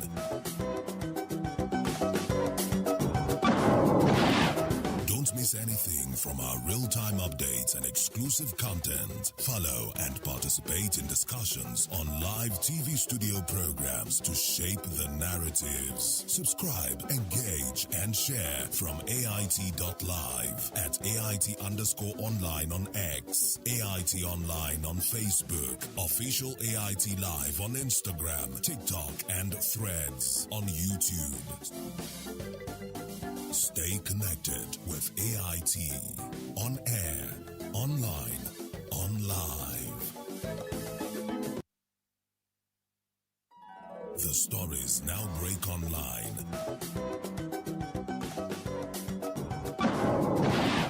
Don't miss anything from our real-time updates and exclusive content. Follow and participate in discussions on live TV studio programs to shape the narratives. Subscribe, engage, and share from AIT.live at AIT_online on X, AIT Online on Facebook, Official AIT Live on Instagram, TikTok, and Threads on YouTube.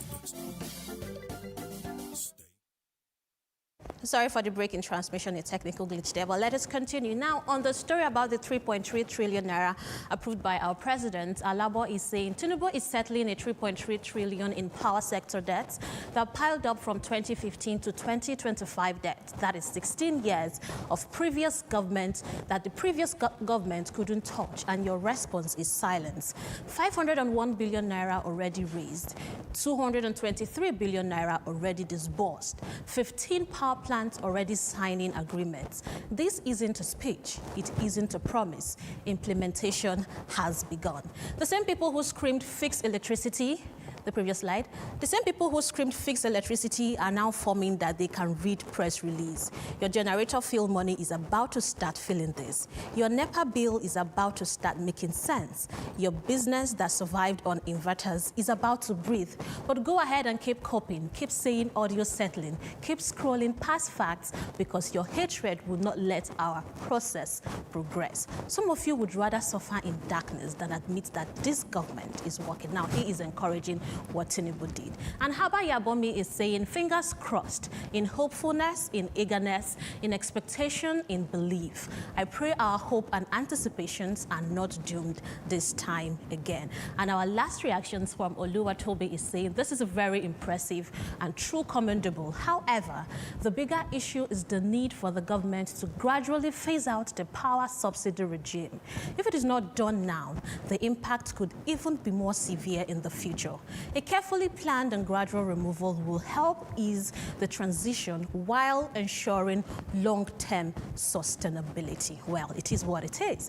Now let us continue. The senior pastor and founder of Omega Fire Ministries, Johnson Suleiman, has stirred public debate following strong remarks on leadership and governance in Nigeria. Now, in a recent video, the cleric said it is futile to rely solely on prayers after elections, what he described as bad leader, adding that citizens are often left praying only for the grace to endure hardship. Let's see this video and then to our reaction. Media to keep quiet. So if it doesn't touch you, it will touch you if you don't scream out. It's a waste praying when you have elected a bad person. The only prayer you now pray is the grace to survive the suffering. The height of insensitivity is when people are mourning. You are sending media to do damage control. Okay, let's see what netizens are saying concerning this. Benue girl is saying strong words, but they reflect a deeper frustration many people feel. Leadership choices have real consequences, and no amount of rhetorics can replace good governance. At the same time, accountability should come through actions both at the ballot box and in civic engagements. The next user, Emima, is saying you cannot use a prayer mat to cover a pothole or crush to stop a bullet. Bad leadership is a physical problem that requires physical solutions at the pole.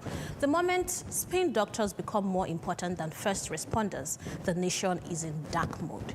The next user is saying, everyone will talk until you are in the position. We will see how you will handle your leadership. And finally, in this reaction, Man in Tech says, truth.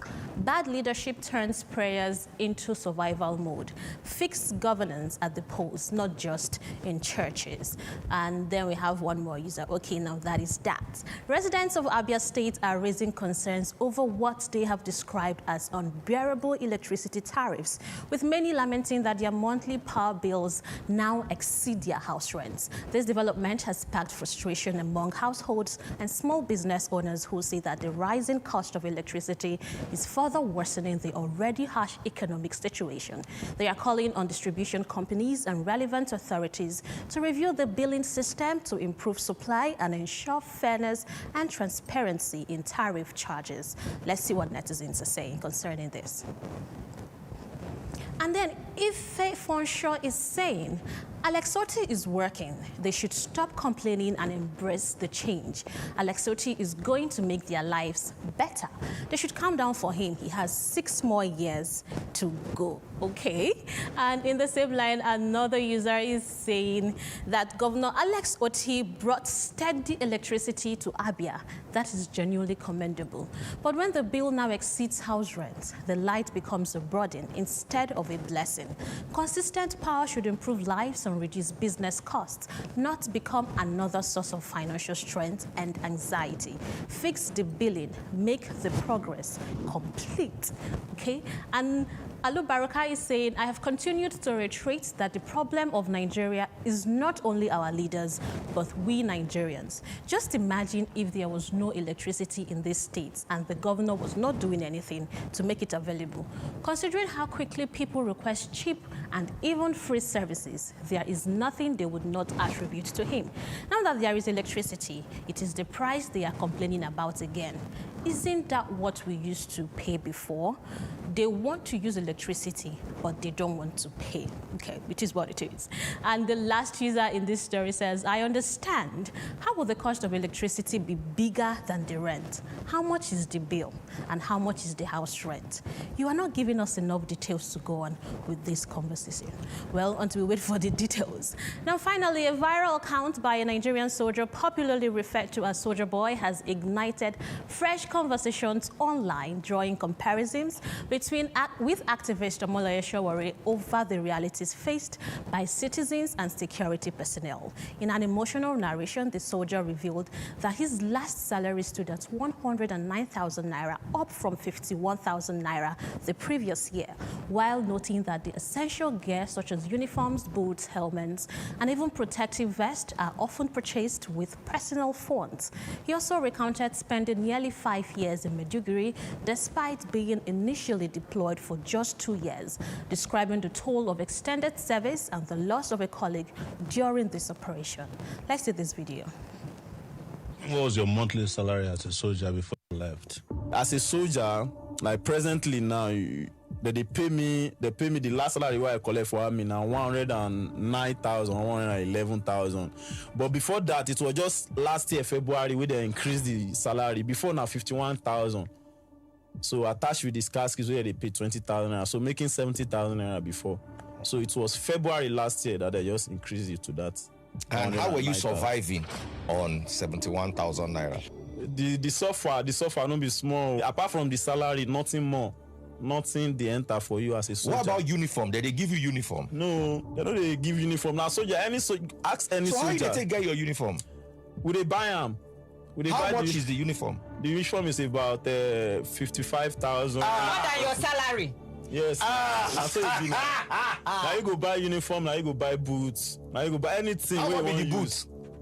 The boots, sometimes 60K for. I think so you get one time when they say. What about ammo? Like ammo, bulletproof vest, your ammo, helmet, fragments, this thing, and helmet. All those ones they don't give. They don't buy it yourself. So you buy it yourself? I swear, nobody go give you. So you they buy bulletproof helmet I swear. This is not a country. If you see, say maybe soldier wear that thing, maybe they get one kind all this big visitor, maybe governor, they won't go one occasion, maybe say governor go see them. If you just go pack one, high service, that kind of thing. Now, waiting that they do. Maybe say maybe so you that they give you no Sambisa without bulletproof unless you buy. Nobody go give you now if you no buy out. So the only thing you get. Very disheartening, but let's see what netizens are saying. Mr. Uche is saying this video is supposed to be a fire in our hearts, but Nigeria we have turned out to be, that they have turned us to be will to be feeling like concern me. Tribes and religion have turned us into what we are not supposed to be. We are doomed, believe me. Ozondiozo is saying he earned 109,000 naira because he already spent 5 years and has gotten a rank. Entry-level pay is 104. After 10 years in service, corporal, you earn 115,000, and after 15 years, you earn 125,000, and after 20 years, you earn 150,000. And the next user is saying, the annoying part is that when we come out to protest against the terrible government, the same soldiers will step out against the people. And CJ is saying, I just hope he is not arrested and made to face court-martial by the military police, because anytime soldiers come out to complain like this, they are usually intimidated by their hierarchy. And Senator is saying, I don't mean to be insensitive, but is this legal? While I condemn the lack of support and welfareism for our soldiers, we must be careful not to say too much in public. Well, that is how far we can go on Kakaaki Social today. You can reach us via our online platforms at AIT_online and the numbers displayed on your screen. My name is Chidera Isdui. See you same time tomorrow.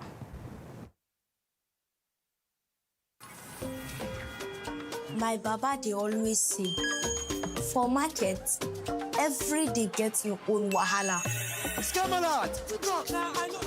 Sometimes people go on scam you. But Baba say, no be by gra. You must cool down, dey sharp. Because with OPay payment, your money go enter sharp, no story. But inside market, anything fit happen. One day, we no see phone again. My baba remember OPay USSD lock, dial *955*131#. Baba press am, lock account. From market woman to driver, from small boy to big man. Now OPay, they protect people like us. My baba fit sell, press phone, collect POS, and still they teach me price. And when they don't tire, go just tap OPay night guard. We no fear for this our hustle life. Now OPay be the people payment shield. Football lovers, movie lovers, family entertainment fans, get ready for something big because StarTimes is giving you Ovajara. For a limited time, when you recharge for 2 months, you get upgraded to the next bouquet free. That's more sports, more movies, more kids shows, more entertainment at no extra cost. Ovajara. StarTimes. Enjoy digital life.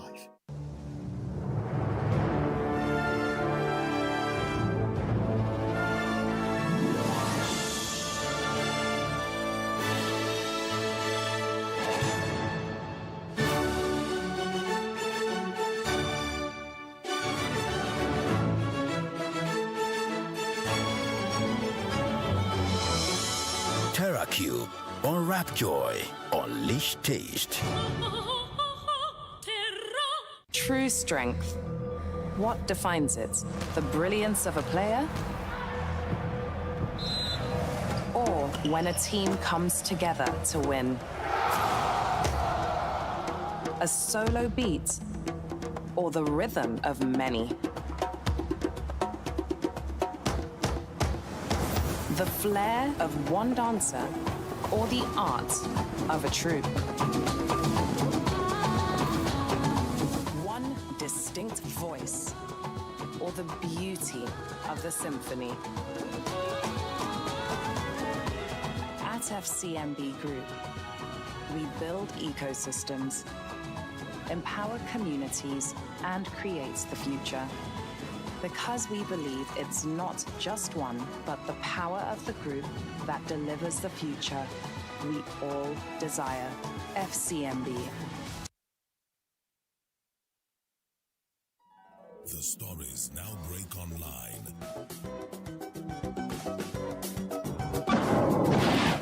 Don't miss anything from our real-time updates and exclusive content. Follow and participate in discussions on live TV studio programs to shape the narratives. Subscribe, engage, and share from AIT.live at AIT_online on X, AIT Online on Facebook, Official AIT Live on Instagram, TikTok, and Threads on YouTube.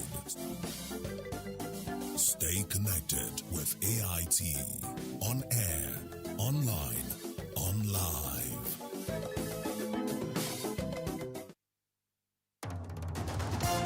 Focus Nigeria. It's a huge task, but we take it on. I think that is the law. National Assembly is not doing hearing on insecurity in Nigeria. It is America that is doing hearing on insecurity in Nigeria. Monday to Friday on Focus Nigeria, we identify the nagging issues. Some people put people in poverty deliberately, deliberate misplacement of priorities, and brought people on their knees to suffer. We seek answers to the tough challenges. And because of for the former president, yes, what I know is that he has not turned his membership card. He has not been attending your meeting. Leave that to us to deal. There's no shying away from the issues. The system is held accountable. The leaders are accountable for the funds, for the resources that they manage. No sitting on the fence. The same thing that made you live where you are may confront you. Focus Nigeria, 10 a.m., Monday to Friday on AIT.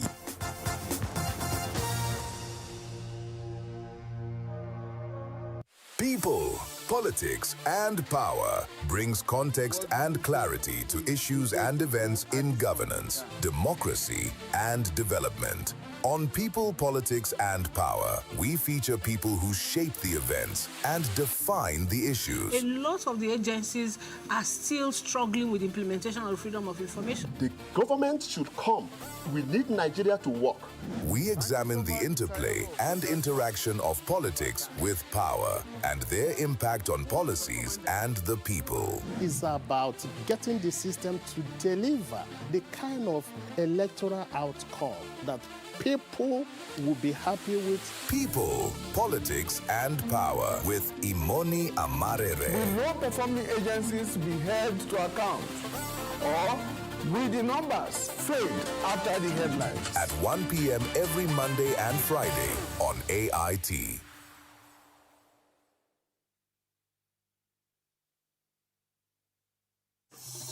The issues as they break. The multitude, the political figures, the state and non-state actors. It's a serious threat to democracy. And our government seem to be incapable of protecting. Scheming. This is not a period we should sit back and go. Every part of this country is equal. The intrigues. There can be no one person that is bigger than the party. Deft moves and the momentous declaration. We didn't get any protection. I'm not particularly against anybody. We track and capture them all. I don't believe we go for that reason in politics. Follow in-depth analysis and no-holds-barred interviews. Armed forces of the country is well capable. They need the political will. Are they just waking up from sleep? Is there complacency? Feel the pulse of happenings in the political arena on AIT Democracy Today. Widely acclaimed authority on politics. Monday to Friday, 7 p.m. Nigerian time.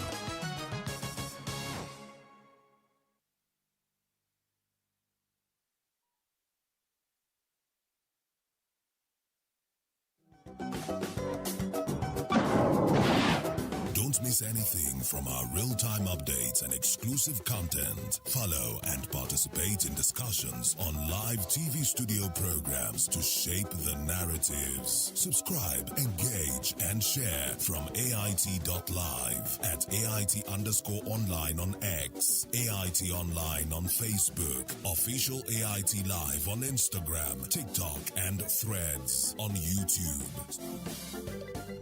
Stay connected with AIT.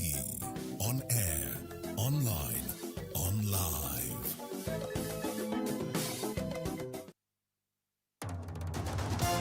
Focus Nigeria. It's a huge task, but we take it on.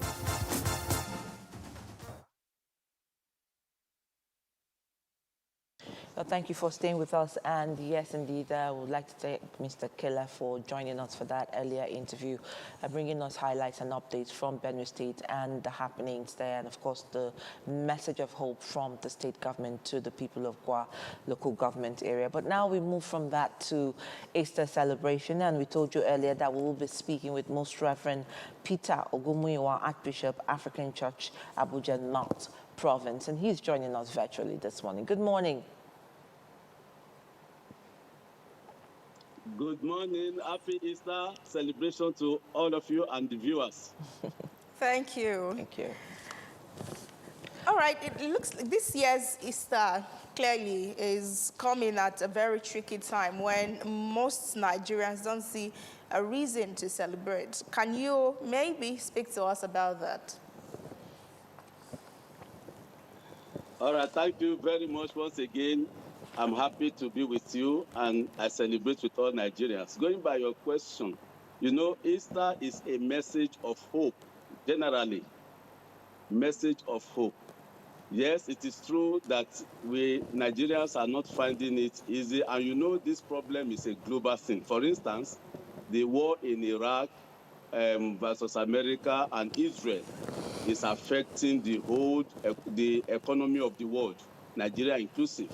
So, and put that one aside, we know generally things are not very easy with Nigerians, but that does not in any way should stop us in celebrating what will bring about hope for life. Life is full of challenges, and then we need to know that is the situation, the reality of life. Challenges is part of our life, and once you believe in God, once you put your trust in God, you know there is no mountain that cannot be surmounted. So I want to encourage all of us that yes, it's not very easy, but at the same time, putting your hope in the Lord, things will come back to be well with all Nigerians. Okay, I hear you, and I'm sure Nigerians hear you too, because this continues to be the message year in, year out, you know, where clergymen and archbishops say, you know, call for peace, call for unity, call for love, call for togetherness. But do you think they are heeding to all these calls, looking at what we see, you know, transpiring in the social space?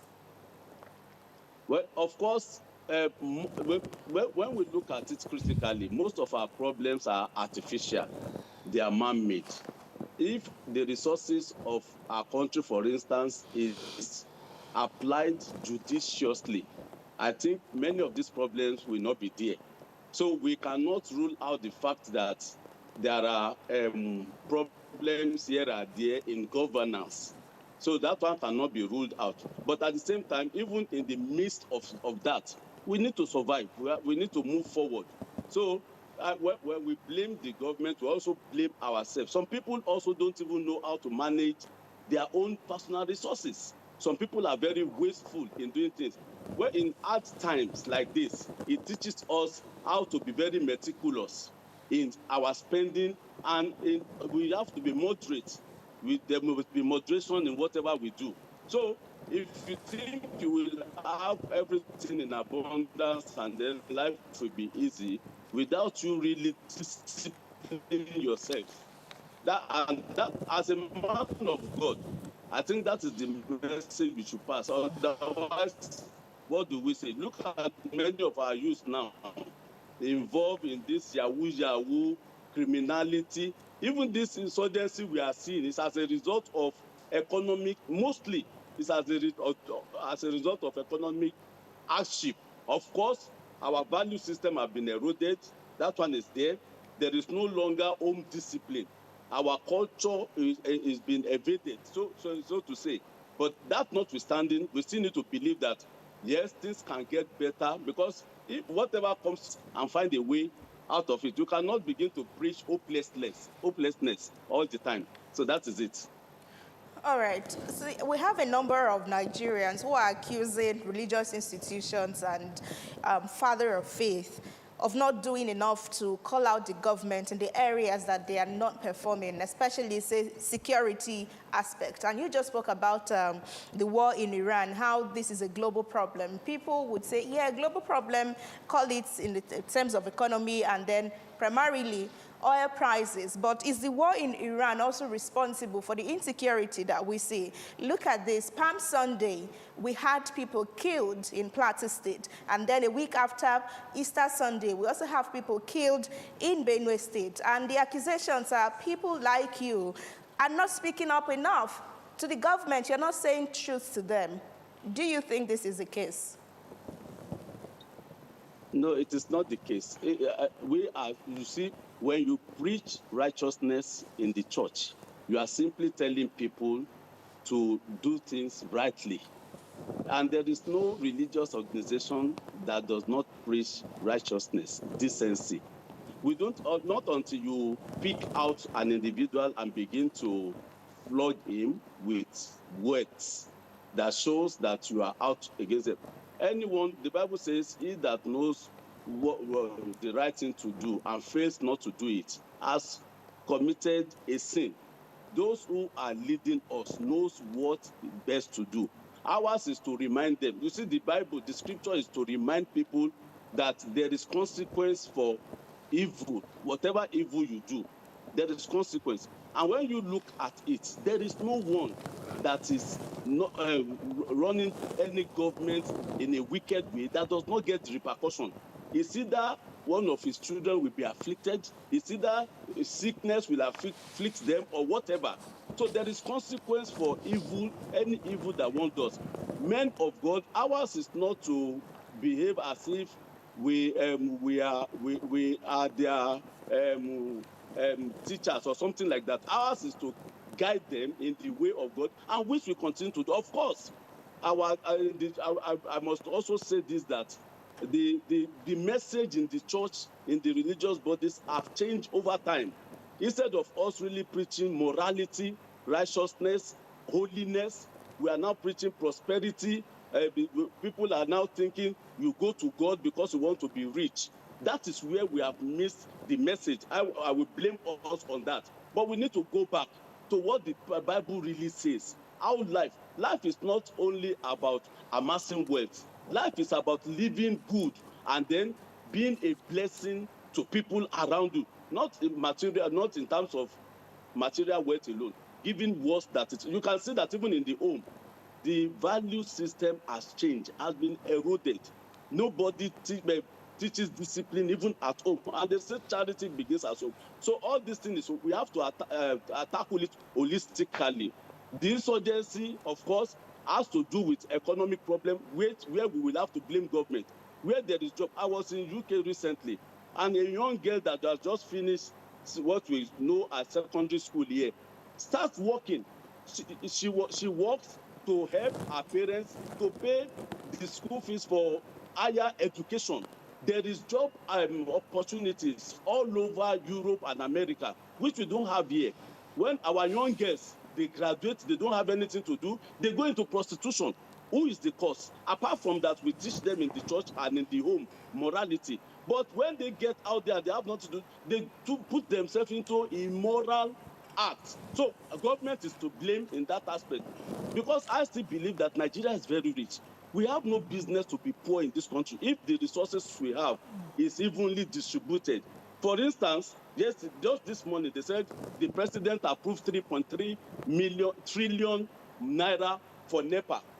What came into my mind when I heard that is that how many of that money will be used to address the problem?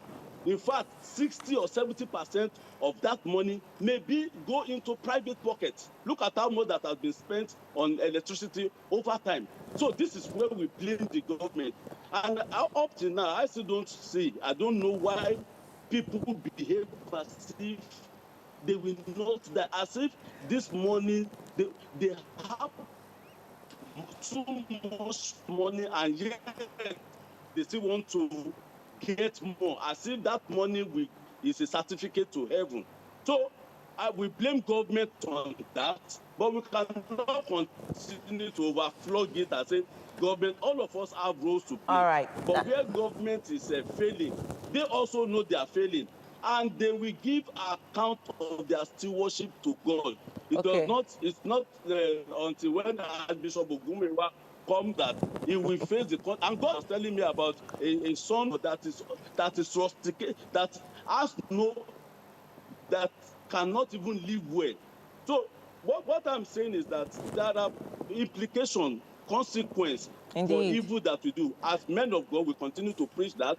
If they listen to us, well. If they don't listen to us, there's nothing we can do that to continue to encourage them and admonish them. And that is what we are doing. All right. Thank you so much for that. I'm sure Ren has steady to that accountability outpost right there, Reverend Father. Okay, now talking about roles, let's bring it to the church. Currently, Nigeria ranks 5th with one of the countries with the highest number of churches after Spain. So you have US, you have Brazil, you have Italy, you have Spain, then you have Nigeria by skyscrapers.com and index.com. Now, you also know that, I don't know if you're aware of this, that Nigeria has up to 23,000 registered churches, which has been indexed by CAC. I mean, it goes between 16,000 to 23,000. I mean, Wikipedia says one thing, but CAC is our official account. Now, if we have that amount of churches in Nigeria, we have the government, we have the church, which is the fulcrum of religion. And Nigeria is a very religious country. The church in itself, you know, occupies a spiritual leadership position in most of the worshippers' life. Where does the church come in now? I mean, you've spoken about the government, the role of the government, calling the government, you know, into account. But with that amount of churches that we have in Nigeria, almost twice the number of schools and hospitals, where does the church come in now to help shape not just the narrative of leadership for Nigeria, but also in how and what they preach to their worshippers? Yes, the primary responsibility of the church or religious bodies, because as you mentioned, the statistics of churches we have in Nigeria, you can also equate it with the statistics of mosques we have in Nigeria. The Bible, Jesus himself said, these people are they are closer to me. They worship me with their eyes. Their heart is far from me. Unfortunately, Nigerians are very religious, but they are not holy. They are not godly, but they are religious. People rush to church to go and pray, but do they go by the principles that makes prayer to work? That is why many people go to church for miracle. All this proliferation of churches we have today now does not all amount to the spirituality of individuals. Because if it amounts to it, you will not find a child of God. I don't like using the word born again.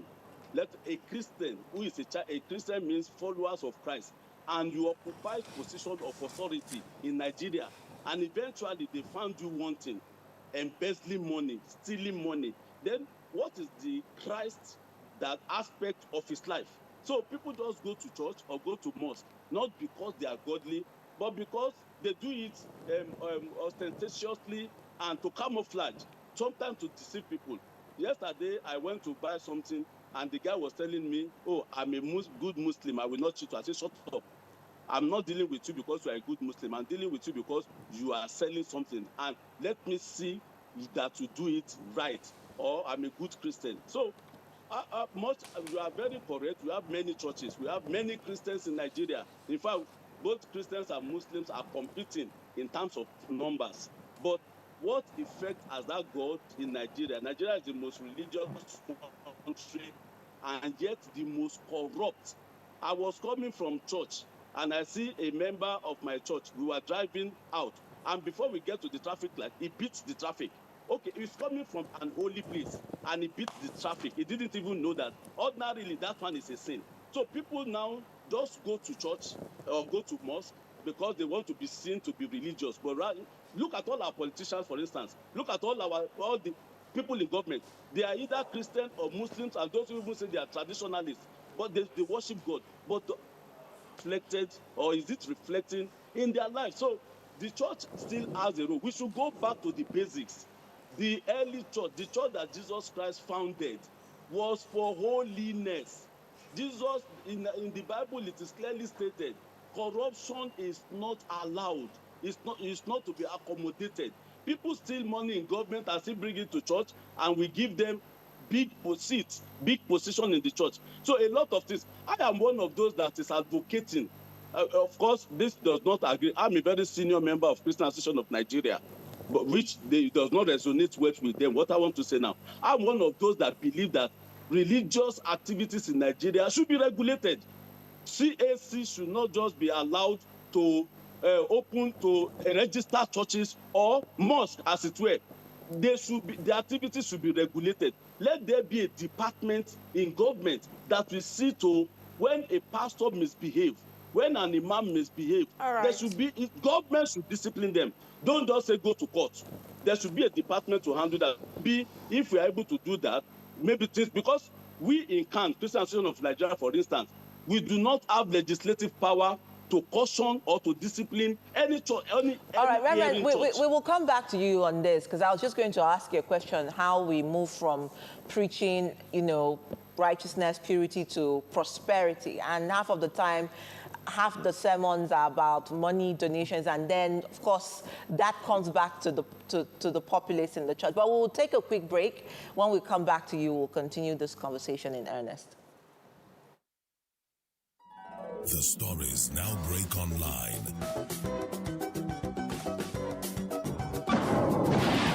Don't miss anything from our real-time updates and exclusive content. Follow and participate in discussions on live TV studio programs to shape the narratives. Subscribe, engage, and share from AIT.live at AIT_online on X, AIT Online on Facebook, Official AIT Live on Instagram, TikTok, and Threads on YouTube. Stay connected with AIT. On air, online, on live.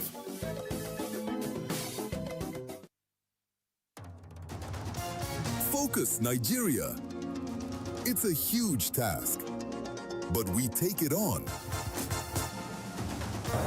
Where is the law? National Assembly is not doing hearing on insecurity in Nigeria. It is America that is doing hearing on insecurity in Nigeria. Monday to Friday on Focus Nigeria, we identify the nagging issues. Some people put people in poverty deliberately, deliberate misplacement of priorities, and brought people on their knees to suffer. We seek answers to the tough challenges. And because of for the former president, yes, what I know is that he has not turned his membership card. He has not been attending your meeting. Leave that to us to deal. There's no shying away from the issues. The system is held accountable. The leaders are accountable for the funds, for the resources that they manage. No sitting on the fence. The same thing that made you live where you are may confront you. Focus Nigeria, 10 a.m., Monday to Friday on AIT.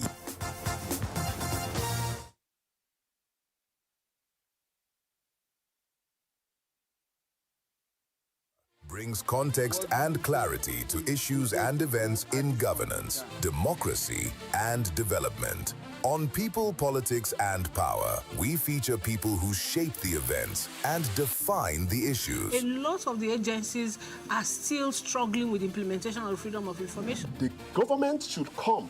We need Nigeria to work.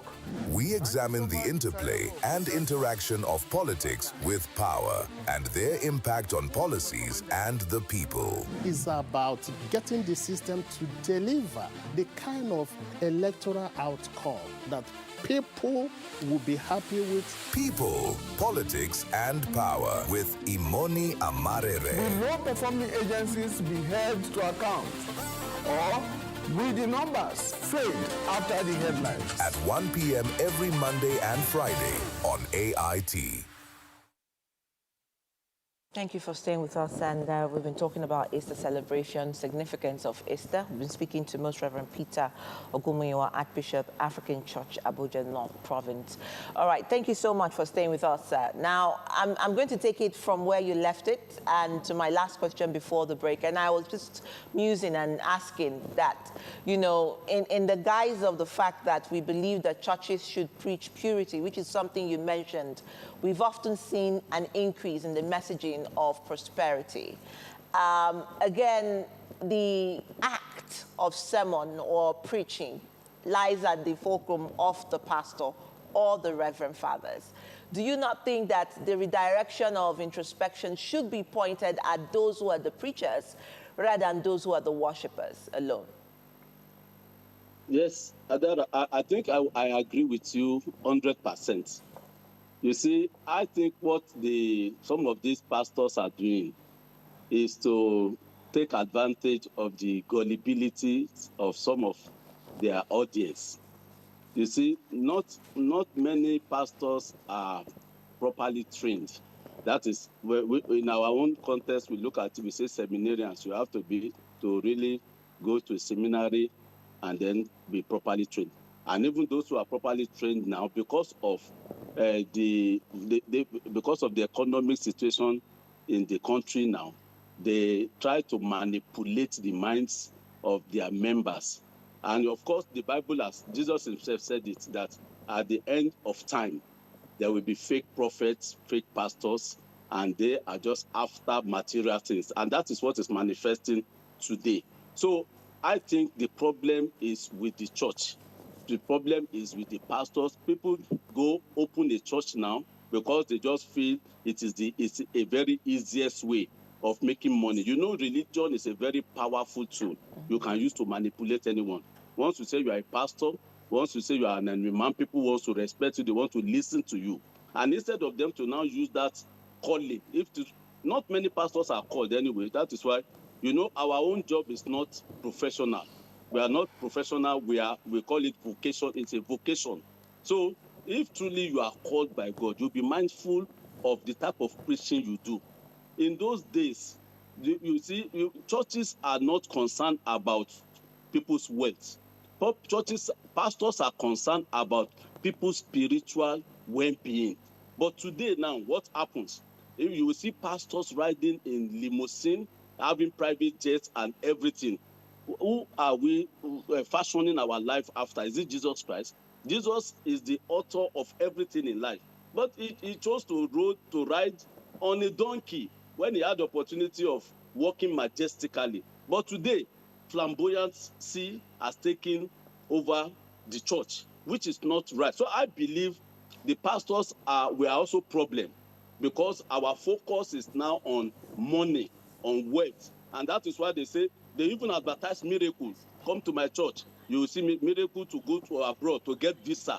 Things that ordinarily they know themselves that they are only manipulating the minds of their listeners. So the pastors, I know there's a problem. But that is why when I was talking earlier, I said, if it is possible for a regulatory body to be set up, because we have gotten to that point now.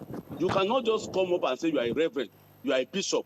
People they now sell the office of bishop to everybody. They don't go through the system, through the structure again. So I criticize the church in that aspect, and I also criticize the mosque. Once we are talking about the church, because Nigeria is a religious country, so something has to be done. So look at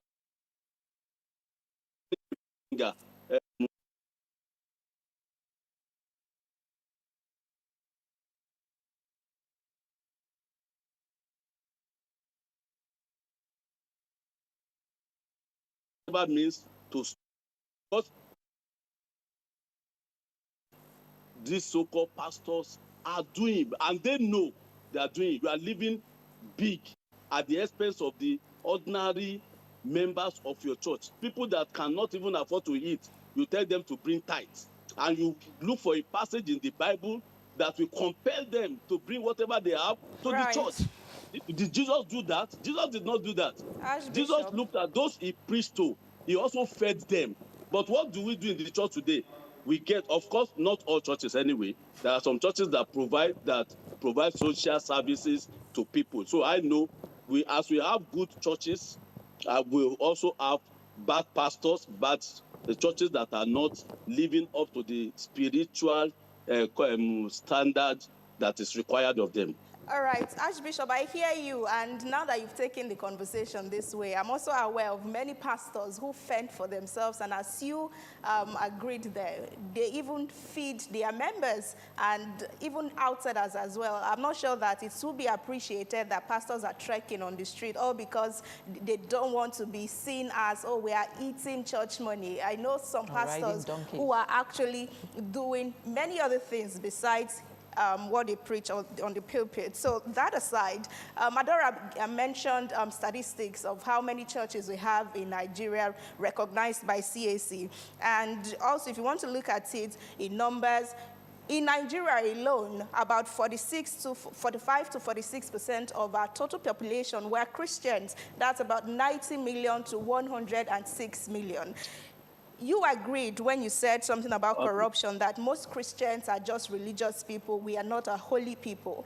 We just finished 40 days of Lent, the Lenten period. What lessons can we carry over? Because at that time, everybody was holy, everybody was sacred. How do we carry that over for the good of the society?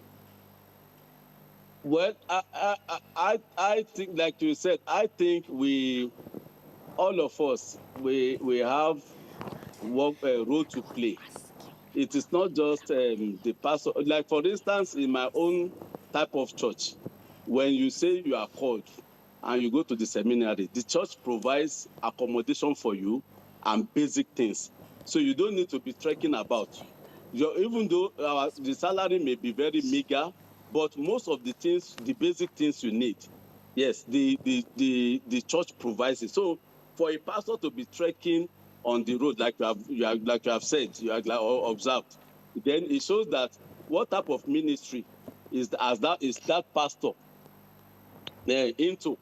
So I believe principally the duty of a pastor is to provide spiritual nourishment and guide to its congregation.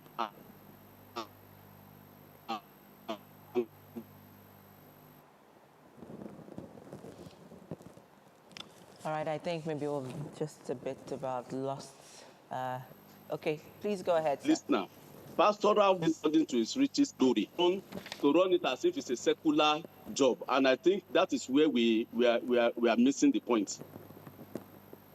All right, let me start with the role of the church, their messaging, and the signature of prophecies, because again, I remember that, there have been so many prophecies for Nigeria. 2026 prophecy, I saw there was one by Pastor Adeboye, who said Nigeria, in 2026, there will be less hunger, and those who jackpot will return. And then you see another church, head of church, say Nigeria's political tide will take another turn. Another one would say the 2027 elections, their predictions, it could be violent unless or if. And so you hear all those prophecies and predictions from, men of God and pastors and reverends.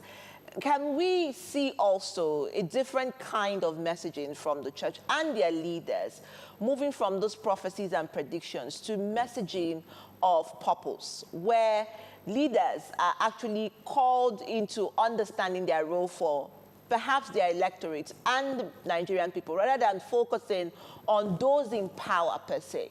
Because what happens is that when you have those multiple prophecies from multiple churches and their heads, it could also create a sense of ambiguity and lack of direction for the worshippers. And I don't know if you understand where I'm going with this.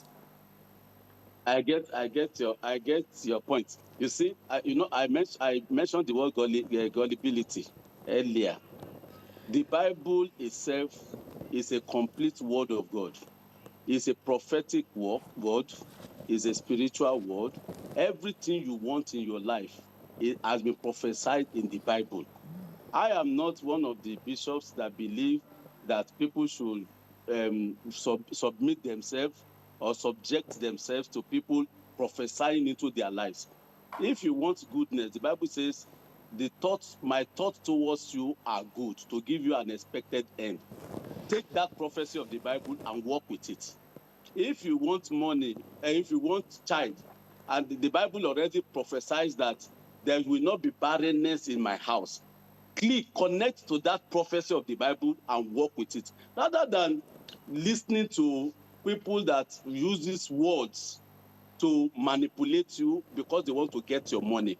I don't believe that if anything you need, God has provided. All you need is to connect yourself with God and not to man.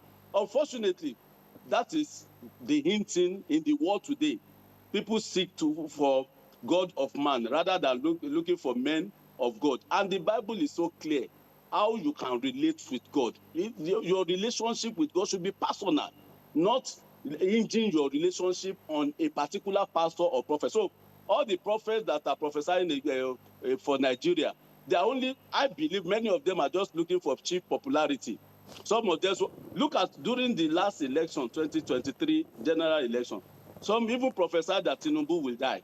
And he has not died today, up to today. Some said he will never be president. And they came out on social media, on television, to give their fake prophecies.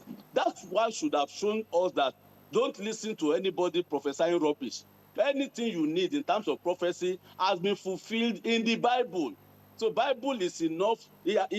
Bible is speaking to everybody's situation, including you that is listening to me. The Bible has spoken to your situation. So just open the Bible, read, and go commit yourself into fasting and praying, and whatever you want. God himself will reveal himself to you. Even during your dream, he will reveal. I don't believe in all these so-called prophets that come out and say something will happen today. There is many of those things are lies. And I stand here. I'm a senior pastor in Nigeria today. I stand here to be corrected by anyone or to be challenged. There are many of these things are lies. So, and because they are taking advantage of our Nigerians that are not really reading their Bible and ready to live by what the Bible says. They want instant prosperity. They want miracle that is not there. So, and since they know that is what you want, they are using that to cajole you. So, I think Nigeria can be a better nation when all of us look at Europe, for instance. Now, they don't read the Bible any longer, but they live by the standard of the Bible. All right. Everything that Europe is today is made with the Bible. Yet they don't go to church. We go to church and we don't live by the standard of the Bible. That's food for thought, sir. I think that's a great place to rest it, and food for thought for a lot of us watching this morning. And the miracle of Easter is indeed real. I'm sure everybody knows that, and it happened, and we are living through it. Most Reverend Peter Ogunmuyiwa, Archbishop, African Church, Abuja North Province, thank you so much for your insights and for your expression and your energy this morning. It makes our Easter more bearable for us who didn't have any on this side of the show. Thank you so much. Next time, I will surely be with you by God's grace. Thank you very much for this opportunity. Happy Easter to us. Easter is the peak, is the climax, is the ultimate of Christian religion. In fact, Easter should be more celebrated than Christmas, because Easter is what brings about what Christianity is all about. That is hope of life. Thank you, profound. Archbishop, we have to thank you so much. We already did, so do enjoy your weekend. It's weekend for some people still.